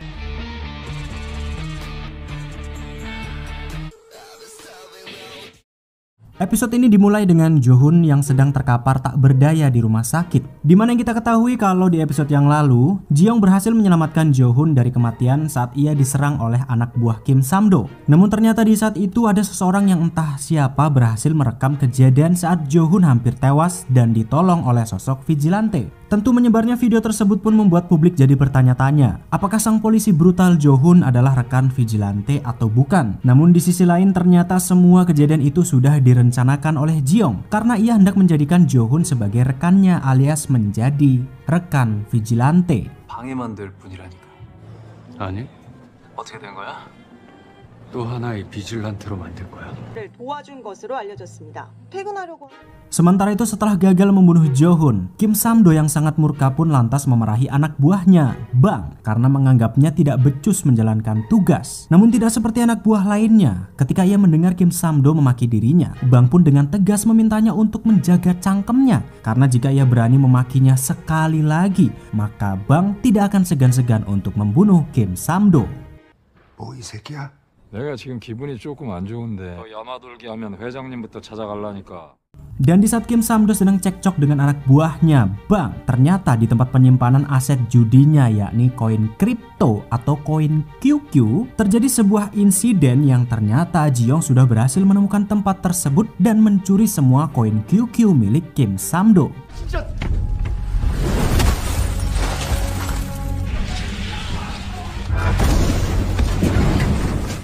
Namun setelah kejadian itu ternyata polisi yang datang ke tempat kejadian rupa-rupanya mencoba menutup-nutupi kejahatan yang dilakukan oleh Kim Sam-do dan juga Yoon Jae-hoop. Yang walaupun Ji-young sudah menuliskan pesan ciri khasnya di dinding kalau koin QQ yang ia curi adalah milik Kim Sam-do yang bersekongkol dengan Jenderal Yoon Jae-hoop, ternyata pihak kepolisian sendiri meminta masyarakat untuk tidak percaya pesan tersebut dan akan menunda pemeriksaan terhadap mereka berdua. 비질란테의 관계로 또한 경찰을 습격한 청부업자 것을 설명해 주는 건 아닐까요? 엄재형, 청부업자는 자수해라. Dan setelah nama mereka berdua benar-benar terancam, Kim Sam-do lantas mendatangi Jenderal Yoon Jae-hoop di rumahnya untuk meminta pertolongan dan sedikit mengancamnya. Yang mana ternyata Kim Sam-do tidak ingin masuk penjara sendirian karena apa yang ia lakukan selama ini sebenarnya adalah untuk kepentingan Jenderal Jae-hoop sendiri, seperti bisnis ilegal dan juga koin QQ. Yang rupa-rupanya semua uang-uang dari hasil bisnis haramnya tersebut adalah untuk memenangkan atasan Jenderal Jae-hoop untuk menjadi calon legislatif selanjutnya. Yang mana ternyata sebenarnya Kim Sam-do ini hanya dimanfaatkan oleh Jenderal Jae-hoop. 저도 압니다. 땀만 품고 말했다가는 차장님. 형기만 더 늘어나는 거 알고 있지? Sementara di tempat lain, Bang anak buah Kim Sam-do yang diketahui selama ini adalah seorang pembunuh bengis ternyata memiliki sisi religius yang sangat-sangat religius. Setiap hari ia selalu berdoa untuk semua korban-korban yang telah ia bunuh secara brutal. Dan pada malam itu ia kembali berdoa untuk korban selanjutnya yang akan ia eksekusi malam itu juga, yakni seorang pengurus panti asuhan yang rupa-rupanya setelah mencuri semua koin QQ waktu lalu, Ji-young telah memberikan sebagian uang tersebut ke panti asuhan ini. Ya karena memang panti asuhan ini adalah tempat Kim Ji-young diasuh saat masih kecil setelah kehilangan ibunya. Dan alasan Bang membunuh si pengurus panti asuhan adalah untuk memancing Ji-young agar ia marah dan menampakkan wajahnya di hadapan Bang.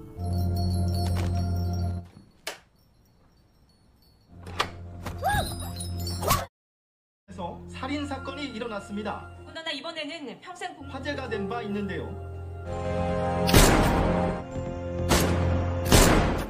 Dan setelah emosinya terpancing, Ji-young yang sangat gelisah ingin segera membunuh Bang pun lantas meminta Jang-ok untuk melindungi Miss Choi karena ia tahu kalau mungkin saja Miss Choi akan menjadi target selanjutnya. Namun di saat Ji-young sedang berbicara dengan Jang-ok, ternyata sahabatnya Min Sun-wook mendengar pembicaraan mereka dan sepertinya ia mulai curiga dengan gelagat Kim Ji-young.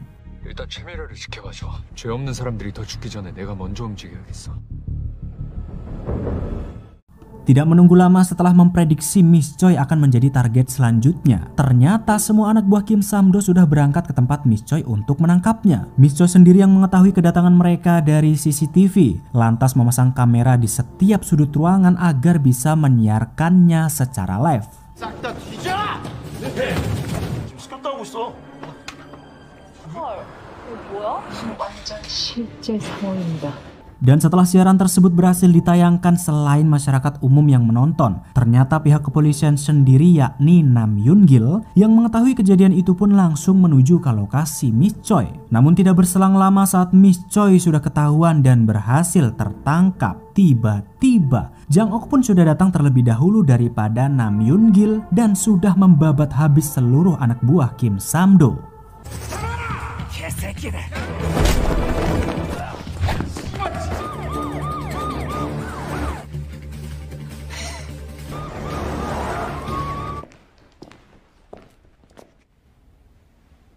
Setelah tidak menemukan apa-apa dan mendapati kalau Miss Choi sehat walafiat, Nam Yoon-gil lantas menginterogasinya untuk mau mengaku kalau sang vigilante lah yang telah menyelamatkannya dan juga mau mengakui kalau ia selama ini telah bekerja sama dengan vigilante. Namun karena Miss Choi sendiri tidak tahu menahu soal identitas vigilante, ia pun dengan cerdiknya mengatakan kalau yang telah menolongnya dari keroyokan anak buah Kim Sam-do adalah orang biasa. Namun tentu pernyataan Miss Choi itu membuat Nam Yoon-gil semakin semangat untuk memburu sang vigilante yang selama ini dianggap sebagai pahlawan.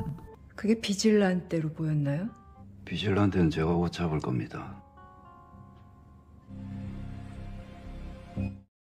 Setelah lepas dari interogasi, Miss Choi yang hendak rehat sejenak lantas pulang ke rumah dan menuju bak mandinya untuk membersihkan semua bolot-bolot dan daki yang belum dibersihkan selama berhari-hari. Sambil berendam, Miss Choi lantas mulai cekikikan ketawa nggak jelas karena mengingat kejadian saat Jang-ok menolongnya. Yang ternyata saat Jang-ok berhasil membabat habis anak buah Kim Sam-do, ia pun memberi pesan agar lain kali jika Miss Choi sedang dalam masalah jangan coba-coba melawan dan lari saja. karena perbuatan gegabahnya itu sangat menyulitkan vigilante yang asli. Namun ketika Miss Choi sedang asik berendam dan kegirangan bukan main karena ternyata sang vigilante selama ini memperhatikan dirinya, tiba-tiba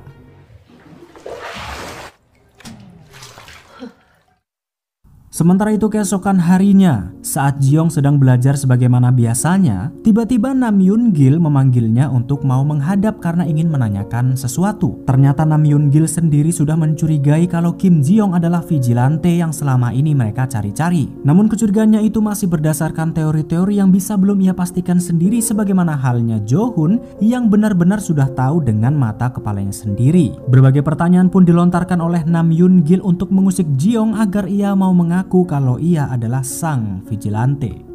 조사 다 끝났으니까 똑바로 말해. 전 잘못한 게 없습니다. 김지영이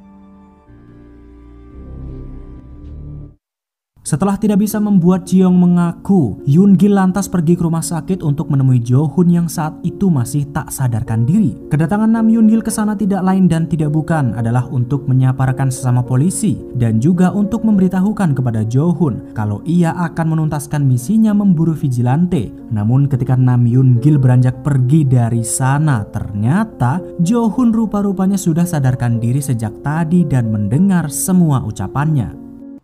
전 제 직분을 다하겠습니다.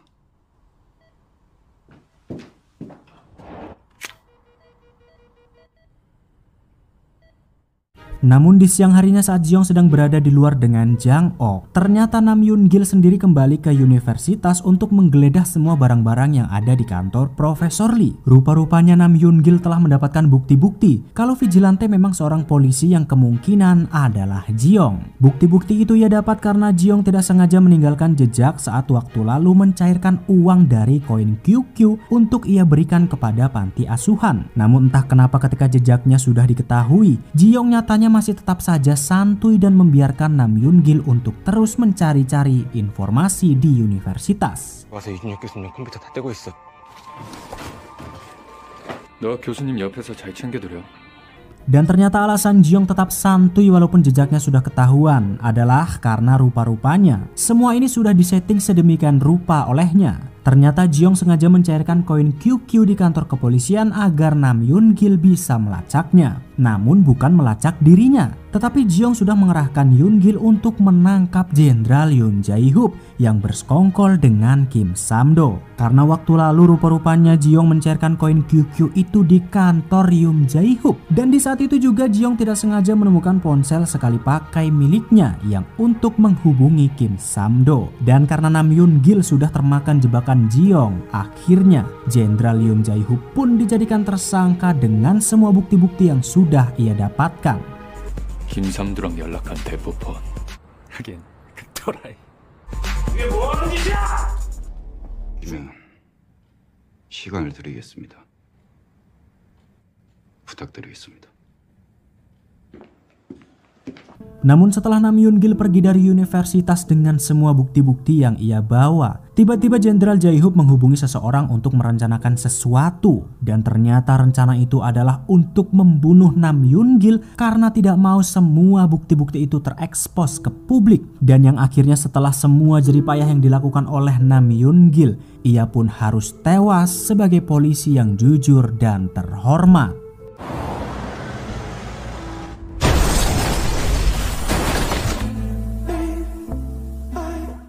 Setelah Yoon Gil tewas, Jo Hoon yang saat itu sudah keluar dari rumah sakit pun menemui Jiyoung untuk kembali memperingatinya. Jiyoung yang tidak bisa mengelak lantas hanya bisa mengatakan kalau dia tidak ada niatan sama sekali untuk membuat Nam Yoon Gil celaka. Karena sebenarnya yang ia lakukan hanyalah untuk membongkar kedok Jenderal Yoon Jae-hoop yang bersekongkol dengan Kim Sam-do. Namun setelah mendengar penjelasan Jiyoung bukannya marah, Jo Hoon malah lebih khawatir jika Jiyoung tewas sia-sia karena tidak mau mendengarkan ucapan untuk berhenti menjadi vigilante.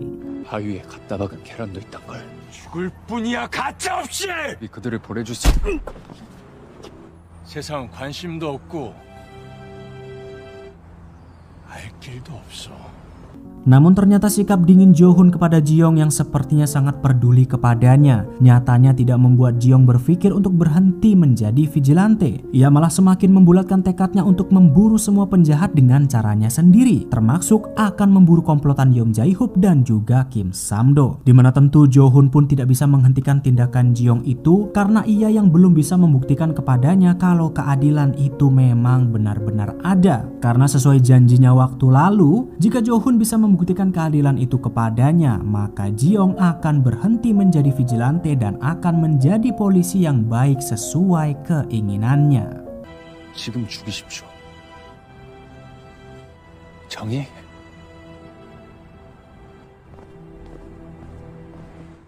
Sementara itu kita akan beralih dengan Miss Choi yang ternyata telah diculik oleh Bang beberapa hari yang lalu. Tujuan Bang menculiknya adalah untuk memancing vigilante agar mau keluar dan bertarung dengannya. Sambil mencungkil satu persatu kuku Miss Choi, Bang pun terus mendesaknya untuk mau memberitahukan siapakah sebenarnya vigilante dan di mana sekarang ia berada. Namun sekeras apapun Bang menyiksanya, Miss Choi tetap tidak mau berkata apa-apa karena memang dia tidak tahu siapakah sosok asli dari sang vigilante.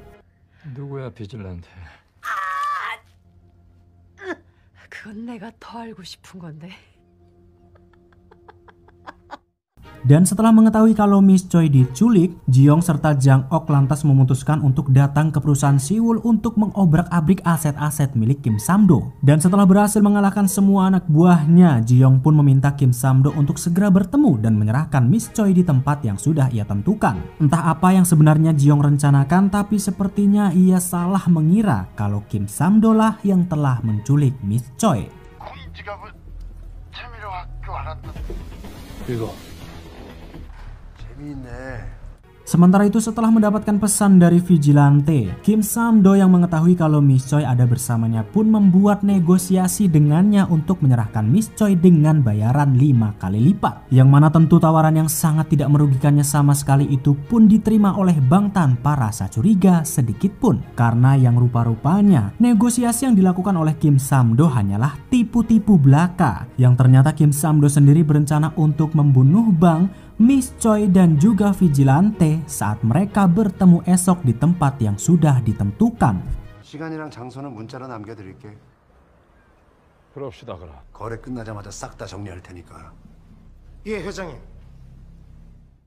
Namun di sisi lain ternyata rencana Kim Sam-do untuk membunuh semua orang nyatanya sudah diketahui oleh Ji-young berkat Jang Ok yang sudah meletakkan beberapa CCTV di tempat yang tersembunyi. Mengetahui rencana tersebut, Ji-young pun meminta Jang Ok untuk bersiap-siap di tempat pertemuan esok untuk pertarungan besar. Namun di saat Ji-young sedang membicarakan rencananya dengan Jang Ok, ternyata lagi-lagi sahabatnya Min Sun-wook rupa-rupanya menguping dari kejauhan yang sepertinya ia bahkan sudah mengetahui kalau Ji-young adalah sang vigilante. 지용아, 임관 안 할 거야? 아직 안 늦었다. Dan keesokan harinya tibalah saat hari pertemuan di tempat yang sudah ditentukan, yakni di Stadion Piala Dunia untuk menyelamatkan Miss Choi. Dan karena tidak ingin kehilangan jejak vigilante, Kim Sam-do pun memerintahkan anak buahnya untuk membajak area kontrol CCTV di sekitar stadion untuk mencari Ji-young. Namun begitu malam tiba ternyata ada banyak sekali sosok vigilante yang datang menuju ke stadion itu. Yang rupa-rupanya Ji-young sudah merencanakan semua ini karena pada hari itu sedang diadakan sebuah festival sebelum hari H Piala Dunia. Dan Ji-young juga tahu kalau masyarakat Korea seluruhnya akan mengenakan jubah vigilante untuk merayakan festival tersebut yang pastinya akan membuat bingung Kim Sam-do dan juga Bang. 이 새끼 이거 생각보다 귀엽네. 새끼가 이게. 약속을 했으면 지켜야지. 그냥 가. Dan karena Kim Sam-do tidak bisa mencari sang vigilante di antara banyaknya kerumunan, mereka pun terpaksa hanya bisa melihatnya dari jauh sambil memastikan Ji-young akan menjemput Miss Choi yang saat itu ada bersama anak buah Bang. Namun karena terlalu banyaknya kerumunan menggunakan jubah vigilante, Ji-young pun berhasil mengendap-endap di antara kerumunan itu dan membawa Miss Choi bersamanya. Tapi di saat hampir saja Ji-young bisa kabur, ternyata Kim Sam-do dan juga Bang menyadarinya dan langsung mengejar.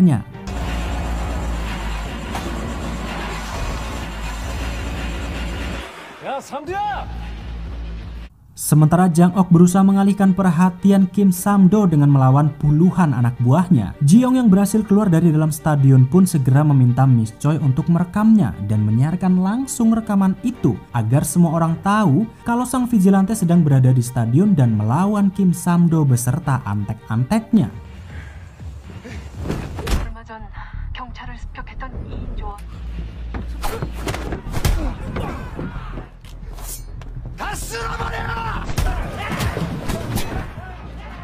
Yang ternyata dari awal tujuan Ji-young menjadikan stadion sebagai tempat pertemuan adalah karena ia ingin menangkap Kim Sam-do dan juga Jenderal Yoon Jae-hoop sekaligus agar mereka tidak bisa lagi mengelak dan publik tahu tentang kejahatan mereka. Dan sambil berusaha mengulur waktu dengan Ji-young yang mencoba sekuat tenaga melawan Bang dan anak buahnya, Miss Choi pun terus menyiarkan langsung pertarungan tersebut agar publik tahu kalau sang vigilante bukanlah seorang penjahat dan sedang memperjuangkan keadilan untuk masyarakat Korea. Hingga tidak berapa lama kemudian siaran itu pun sampai kepada Jo-hun yang saat itu sedang melatih otot-ototnya dan langsung bergegas menuju ke lokasi.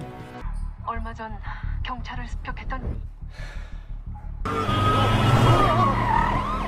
Bahkan tidak sampai di situ, ketika Jenderal Jae-hoop sedang anteng menjilat atasannya karena merasa semua keadaan sudah terkendali, ternyata siaran langsung itu pun membuat rencananya berantakan. Karena rupa-rupanya semua uang yang selama ini ia kumpulkan dari koin QQ untuk memenangkan pencalonan adalah untuk atasannya ini. Ini begundalnya ini. Dan setelah siaran itu tayang, tentu nama mereka akan terancam jika publik benar-benar tahu bahwa mereka terlibat. 최미래일 아직 해결 안 됐어요? 그게 빨리 나가라고 이 씨발라마. Sementara itu pertarungan 2 lawan banyak antara Ji-young dan juga Jang Ok pun masih terus berlangsung dengan sangat sengit. Bahkan sudah sangat kewalahan karena Ji-young juga harus melindungi Miss Choi yang tentu tidak bisa berkelahi. Bahkan di saat-saat genting, Jo-hun yang sudah berhasil sampai di lokasi pun nyatanya tidak bisa melerai perkelahian itu dan harus ikut bertarung melawan puluhan anak buah Kim Sam-do. 전원 무기를 버리고 시키는 대로 하면 사람 취급은 해주겠습니다. Namun Ji-young yang sudah sangat kelelahan pun hanya bisa bertahan dari serangan bertubi-tubi Sam-do yang mencoba menyerangnya dengan sangat brutal. Tapi ketika hampir saja Ji-young tertusuk, tiba-tiba tanpa disadari sahabatnya Min Sun-wook entah dari mana datang membantu Ji-young dan malah harus tertusuk saat mencoba menyelamatkannya.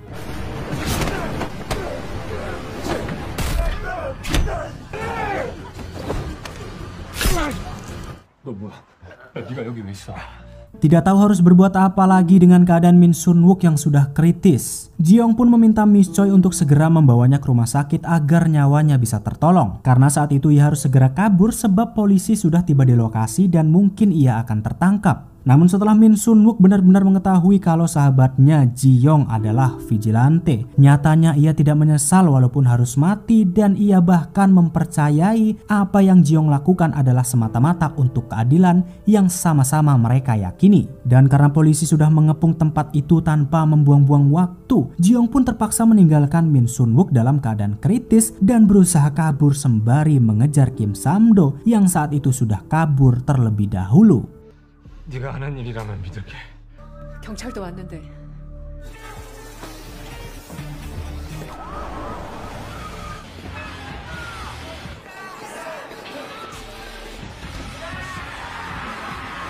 Dan setelah berhasil kabur, Ji-young, Bang, Kim Sam-do, serta Jo-hun, mereka lantas melanjutkan pertarungan 2 lawan 2 untuk mengakhiri kejar-kejaran. Sementara itu Jang Ok berjaga-jaga di pintu luar seorang diri agar para anak buah Kim Sam-do tidak mengganggu pertarungan mereka. Namun di saat pertarungan sudah hampir berakhir, tiba-tiba Jenderal Luknut Yoon Jae-hoop datang dengan sepucuk pistolnya layaknya seorang pecundang dan berusaha membunuh mereka semua sekaligus. 너희들은 밖을 나갈 자격이 없는 새끼들이야. 어?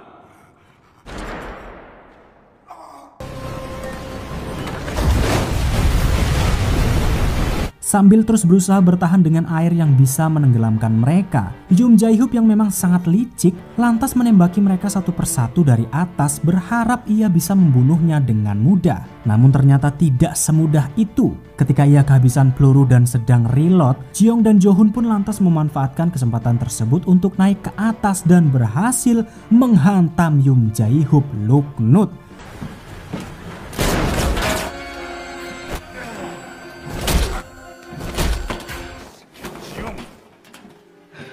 Dan setelah berhasil membuat babak belur Yoon Jae-hyuk, Jiyoung yang masih sangat murka pun harus dihentikan oleh Jo-hun karena semua sudah selesai dan ia akan mengambil alih dan menepati janjinya untuk menghukum Jenderal Jae-hyuk. Jo-hun lantas meminta Jiyoung untuk segera berhenti menjadi vigilante dan menyerahkan diri karena waktu lalu dia sudah berjanji akan nurut kepada Jo-hun jika semuanya sudah selesai. Namun ketika mengira semua sudah tuntas, ternyata Bang yang masih hidup malah kembali menyerang dan memberi kesempatan kepada Jae-hyuk yang saat itu sudah terkapar untuk menggapai pistolnya dan berhasil menembak mereka semua.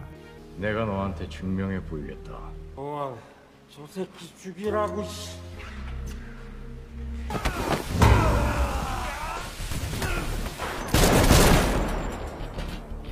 Dan setelah tidak tahu diuntung karena nyawanya masih diampuni, Jo-hun yang juga sangat murka dengan atasannya itu pun segera menghampirinya dan menghajarnya habis-habisan agar ia tidak bisa bergerak lagi. Sementara itu Jiyoung yang sudah sangat kritis nyatanya masih harus berusaha sekuat tenaga untuk menghentikan Bang yang saat itu masih berusaha untuk membunuhnya. Dan pada akhirnya ketika misi sudah selesai, Jiyoung dan juga Jo-hun yang sudah sangat sekarat pun harus terkapar dengan semua pertarungan yang sangat melelahkan.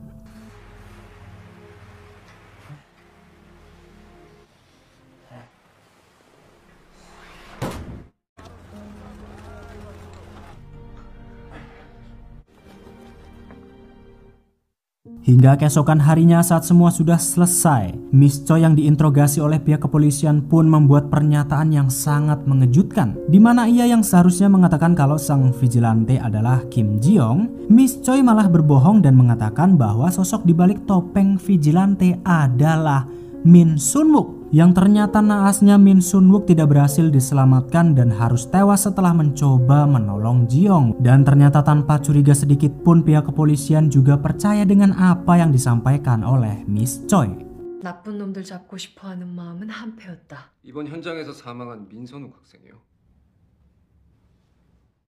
Sementara itu Jang-ok yang berhasil selamat dan mengetahui kalau Miss Choi tetap menutupi identitas Jiyoung, ia pun jadi merasa lega karena mereka masih bisa beraksi memberantas para penjahat yang masih berkeliaran di luar sana. Karena ternyata walaupun Kim Sam-do sudah ditangkap, nyatanya Jang-ok masih mengkhawatirkan kalau usahanya selama ini ternyata tidak mampu membuat atasannya ikut terseret dalam kasus tersebut. Karena sepertinya misi awal Jang-ok adalah untuk menyeret atasannya keluar dan bisa dihukum atas semua kejahatan dengan seadil-adilnya. Namun siapakah sosok atasan yang dimaksud oleh Jang-ok masih belum diketahui. 법망을 피해가겠지. 김삼도 수준의 증거로는. Di tempat lain, Miss Choi yang tidak mengungkapkan nama Kim Ji-young sebagai vigilante dan malah menjadikan sahabatnya Min Sun-wook sebagai kambing hitam pun ternyata tidak ditentang sama sekali oleh Jo-hun, yang sepertinya Jo-hun sendiri juga agak sedikit mendukung apa yang dilakukan oleh Ji-young sebagai vigilante. Dan dari sini juga kita akan mengetahui alasan Miss Choi yang sebenarnya dari awal yang selalu mengejar vigilante dan mendukungnya. Karena ternyata saat masih kecil, Miss Choi juga mengalami ketidakadilan dan membuat ayahnya harus tewas serta difitnah karena hukum yang sangat bobrok selalu saja tidak membela rakyat kecil. Maka dari itu ketika ia mendengar ada sosok vigilante yang datang untuk memperbaiki hukum tersebut, Miss Choi pun sangat senang dan berusaha mati-matian untuk membantu Jiyoung. 우리 이제 공통점이 있는 것 같은데. 비질란테. 넌 아직 끝나선 안 돼.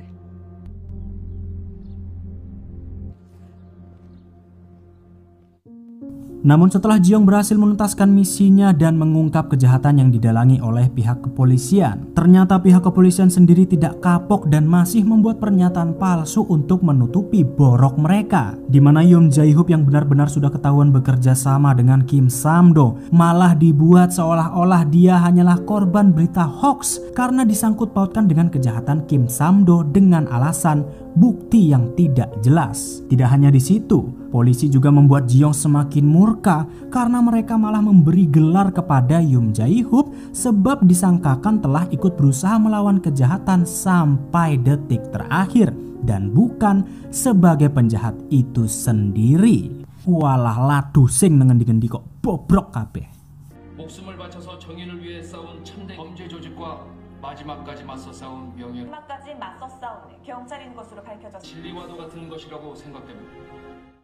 Dan setelah semua jeripayah yang Jiong lakukan untuk menumpas segala kejahatan, nyatanya pihak kepolisian sendirilah yang benar-benar sangat bobrok dan malah melindungi penjahat-penjahat itu dengan sangat tidak tahu malunya. Dan karena sudah benar-benar muak dan murka dengan hukum yang seenak jidat mereka permainkan, Jiong yang saat itu sudah resmi dilantik untuk menjadi seorang polisi pun tidak ikut mengangkat tangannya dan bersumpah untuk menjalankan tugasnya menjadi seorang polisi yang jujur dan juga adil. Karena apa?